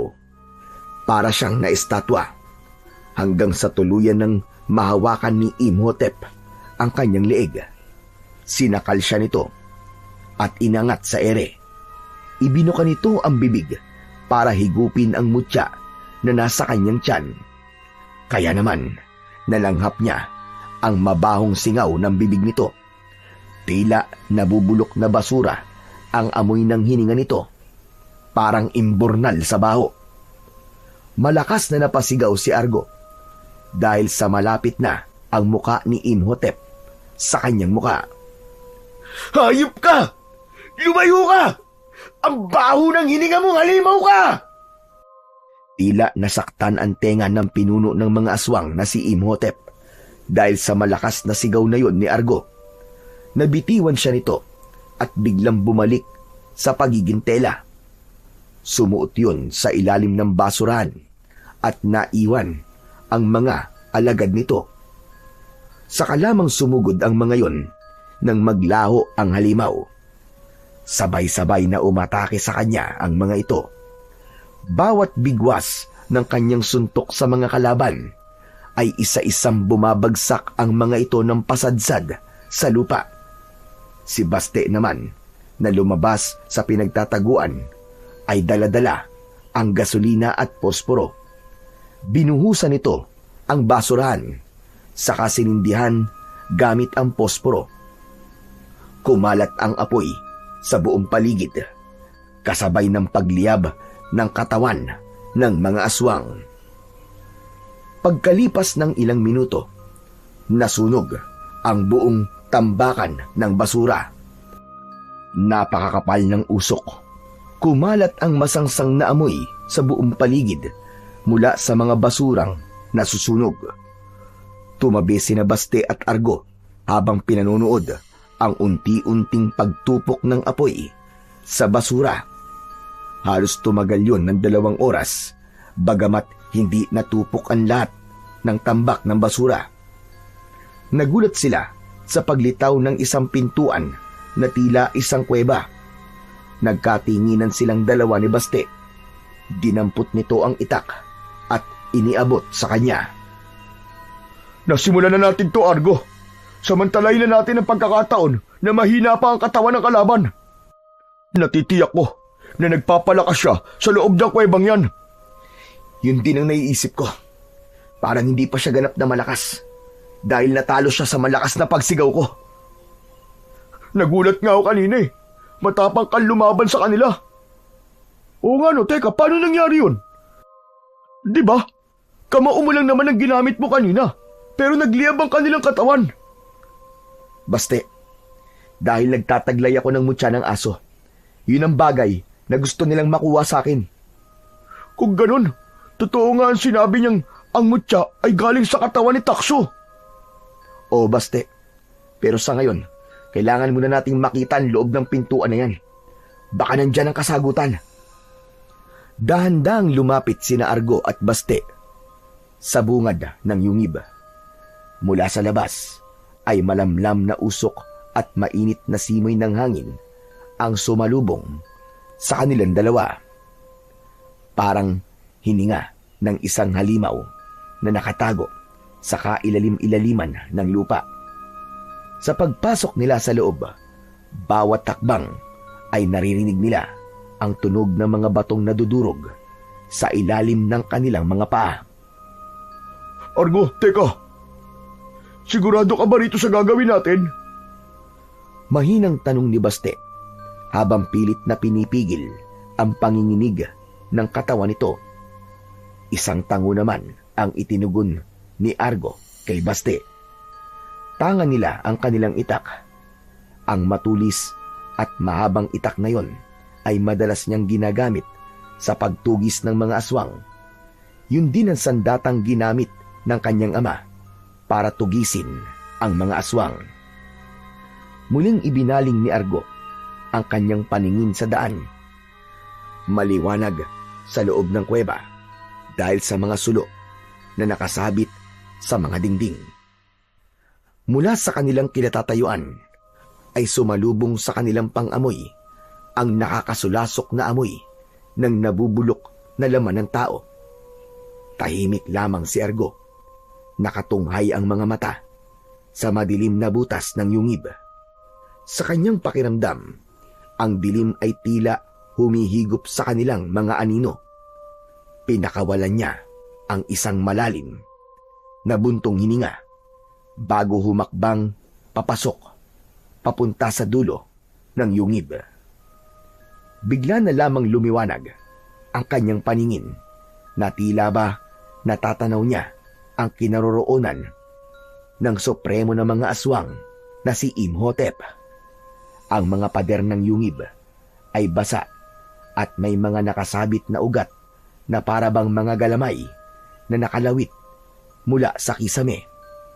Ang bawat patak ng tubig mula sa mga siwang ng bato ay lumilikha ng eko na dumadagdag sa kilabot ng paligid. Habang lumalalim ang kanilang paglalakad, lalo namang bumibigat ang katahimikan. Ang liwanag ng mga sulo ay kumikislap lamang sa makikitid na pasilyo at ang dilim ay tila laging nakahandang lamunin sila. Sa di kalayuan, may narinig silang kaluskos. Mahina na tila ba gumuguhit sa pagitan ng mga bato. Hindi sila maaaring magkamali. Tunog yun ng mga paa ng ipis na papalapit sa kanilang kinaroroonan. Agad na kumilos si Argo. Kinuha niya ang sulo at ibinigay niya yun kay Baste. Natatandaan niyang hindi makalapit kay Argo ang mga ipis dahil sa liwanag na bumabalot sa kanyang katawan. Kaya si Baste lamang ang pinaghawak niya ng sulo. Natitiyak niyang magagamit ni Baste ang apoy laban sa pag-atake ng mga halimaw na ipis. Nang biglang umingay ang loob ng kuweba dahil sa libu-libong ipis na sumalubong sa kanila. Isang malakas na paghampas ng sulo sa sahig ng kuweba ang ginawa ni Baste, habang si Argo naman ay isinuntok ang kamao sa sahig. Tila ba may malakas na puwersa ng liwanag ang lumabas sa kamay ni Argo. Lahat ng lumapit na ipis sa kanila ay nasunog at naging abo. Nang maubos ang mga ipis, tumambad naman sa kanilang paningin ang sementadong ataul. Nilapitan nila yon at nalantad sa kanilang paningin ang malalababong takip ng kabaong ni Imhotep. Tila doon pinadadaloy ang dugo para mainom ni Imhotep habang ito ay natutulog. May bakas pa ng sariwang dugo ang takip ng sementadong kabaong. Teka, kung ganun, ang sariwang dugo na ito ang bumubuhay sa aswang na malatela? Si Imhotep, siya ang tinutukoy ko. Pero meron pa tayong isang kalaban dito sa loob. Kung bago lamang ang dugo na to, ibig sabihin, nandito ang tapat na alagad ni Imhotep at katatapos lamang niya magpainom ng dugo sa supremo nila. Pero, sino naman kaya? Wala akong ibang maisip na kahinahinala ang kilos na magpapaalipin sa katulad ni Imhotep.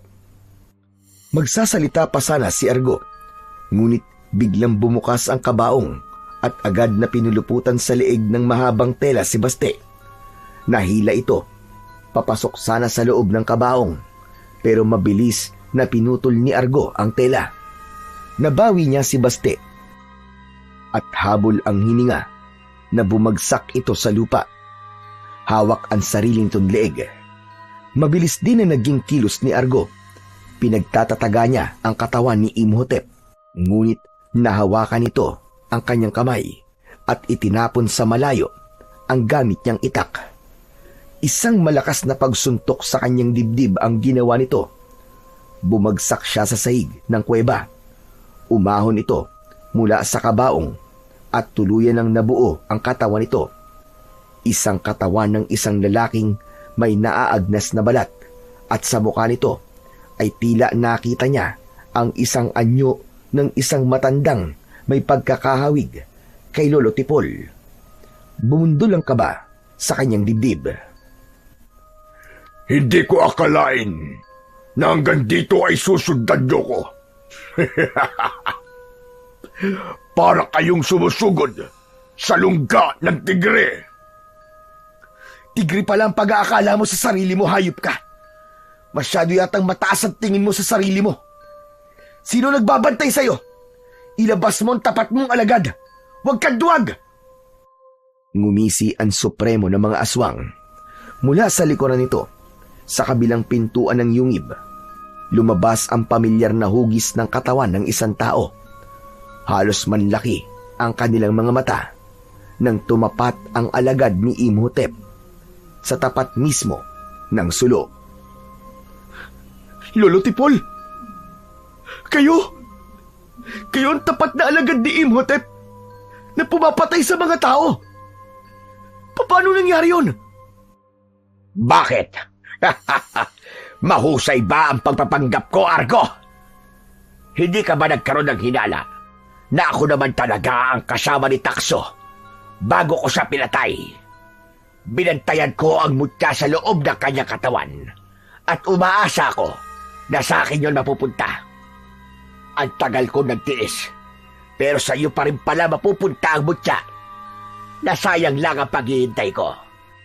Pero ngayon, hindi ka na makakaligtas sa aking Panginoon. Totoo yan. Ako na talaga ang magiging pinakamalakas na supremo ng mga aswang sa buong mundo. Hindi ako makakapayag na magtagumpay kayo. Kayo pala ang pumatay sa mga magulang ko.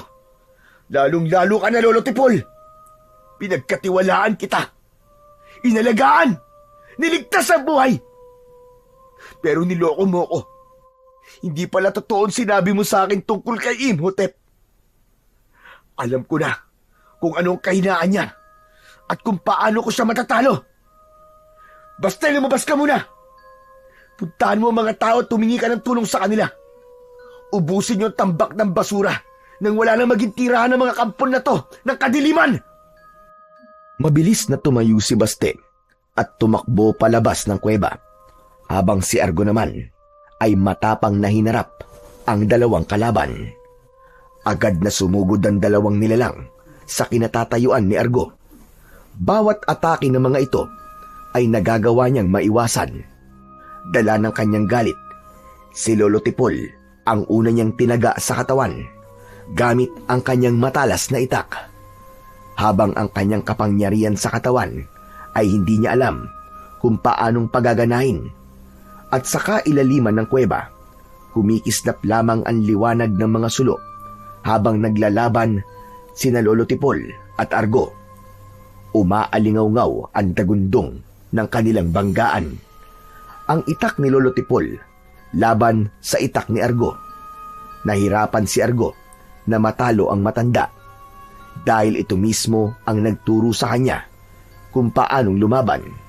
Pero dahil sa galit niya sa matanda, hindi na malayan ni Argo na unti-unti na niyang nagagamit ang kanyang mutya.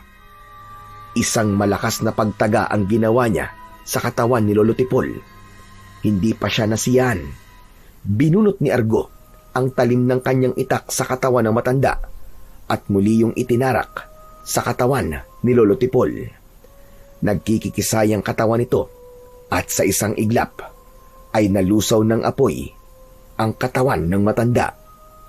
Nagwala sa galit si Imhotep at umatake rin ito sa kanyang kinaroroonan. Lumitaw ang kakaibang liwanag sa katawan ni Argo. Tinubuan siya ng tenga ng kagaya sa aso. Humaba ang kanyang mga kuko sa kamay. Ang kanyang mga mata ay tila nagbabagang apoy. Ang kanyang braso at binti ay binalutan ng tila bakal na balahibo ng aso. Ngunit may malablade na talim sa dulo. Ang balahibo ng aso na bumalot sa kanyang buong katawan ang biglang nagpaatras kay Imhotep. Anong nangyayari? Bakit bigla ka naging si Takso? Paano ka nagkaroon ng ganyang kapangyarihan? Bakit? Hindi ka ba makapaniwalang nagtataglay na ako ngayon ng kakayahan ng isang aso na pinatay mo? Pagpipira-pirasuin ko ang katawan mo! Demonyo ka! Isang malakas at mabilis na pagtalon ang ginawa ni Argo. Ang kakaibang init na lumalabas sa kanyang katawan ay tila may sariling pindig at tibok ng puso. Sa isang iglap, kumislap ang pulang liwanag sa kanyang mga mata. Ang simpleng ningas ay naging naglalagablab na apoy na bumalot sa katawan ni Argo. Mula sa kanyang mga kamay ay lumabas ang malaapoy na hugis ng isang aso. Kitang-kita ang bangis, handang umatake. Nang sumugod si Imhotep, inunat ni Argo ang kanyang palad at isang malakas na alon ng apoy ang pinakawanan nito at tumama yon sa katawan ng kalaban. Ang malakas na sigaw ni Imhotep ay nag-echo sa paligid ng loob ng kuweba. Bumagsak ito sa sahig habang pilit na bumabangon. Nawasak ni Argo ang katawan ni Imhotep at bumalik sa pagiging tela. Ngunit lumutang yun sa ere at pumulupot sa katawan ni Argo. Kaya lang, dahil sa mga balahibo na tumubo sa kanyang balat, ay nasira ang tela. Nagkapira-piraso ang mga yon hanggang sa bumalik ulit sa sahig ng kuweba. Ubod lakas na sinuntok ng kamao ni Argo ang mga tela na nakakalat sa sahig. Lumitaw sa kanyang kamay ang malaasong liwanag. Kumalat yon sa loob ng kuweba. Ang mga pader ng kuweba ay kumislap sa tindi ng alon ng kapangyarihan mula sa mutya ni Argo. Sa bawat galaw ng kamao ni Argo, lumalabas ang hugis ng malaapoy na hugis aso. Tumama yon sa tela at pumutok na parang alipato hanggang sa tuluyan na nasunog ang malatelang katawan ni Imhotep at naging abo. Bumalik ang katahimikan sa paligid. Tanging si Argo lamang ang nakatayo. Hingal, nanginginig, ngunit tangan ang ningas ng kamay na unti-unting kumalma. Nawala ang kanyang anyo ng pagiging aso. Sinulyapan niya ang sementadong kabaong. Wala nang dahilan para manatili ka sa mundo namin. Dahil hindi ka na mabubuhay kahit na kailan. Tuluyan ka ng magiging abo, Imhotep! Nadiskubre ni Argo na ang pintuan na nilabasan ni Lolo Tipol nang pumasok ito sa loob ng kuweba ay may lagusan at konektado sa bahay at silid ng matanda. Talagang naloko siya nito at ginamitan siya ng kapangyarihan para hindi ito makilala ng kanyang mutya. Samantalang ang mga tao naman ay nagtulong-tulong sa pagsunog sa tambakan ng mga basura. Lahat ay nagkaisa at tila nagkaroon ng isang bayanihan. Kaya naman, magmula ng gabing yun, natauhan na ang mga tao tungkol sa pagtatapon nila ng mga basura. Bumalik ang kaayusan ng baryo ng Barnis at nawala ang mga pasaway na mga tao na nagtatambak ng basura sa kanilang lugar. Labis ang paghanga ng mga tao kina Baste at Argo. At bilang pagtanaw ng utang na loob ni Baste kay Argo, inilihim nito ang tunay na pagkatao ng binata, patinaan tungkol sa mutya ng aso. Magmula rin noon ay magkasama na palagi ang dalawa.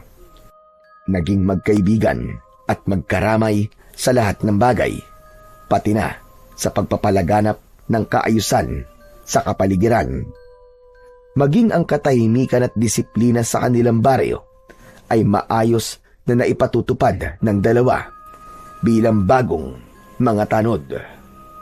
Ang dating magkaaway noon, ngayon ay magkasama sa iisang bubong. Kasama ang pamilya ni Baste. Nagkaroon ng pamilya si Argo. Samantalang ang nangyari namang pagkukunwari ni Lolo Tipol ay patunay lamang na walang lihim na hindi nabubunyag. Darating ang oras na ang pagkukunwari ay malalantad at pagbabayaran ang mga nagawang kasalanan.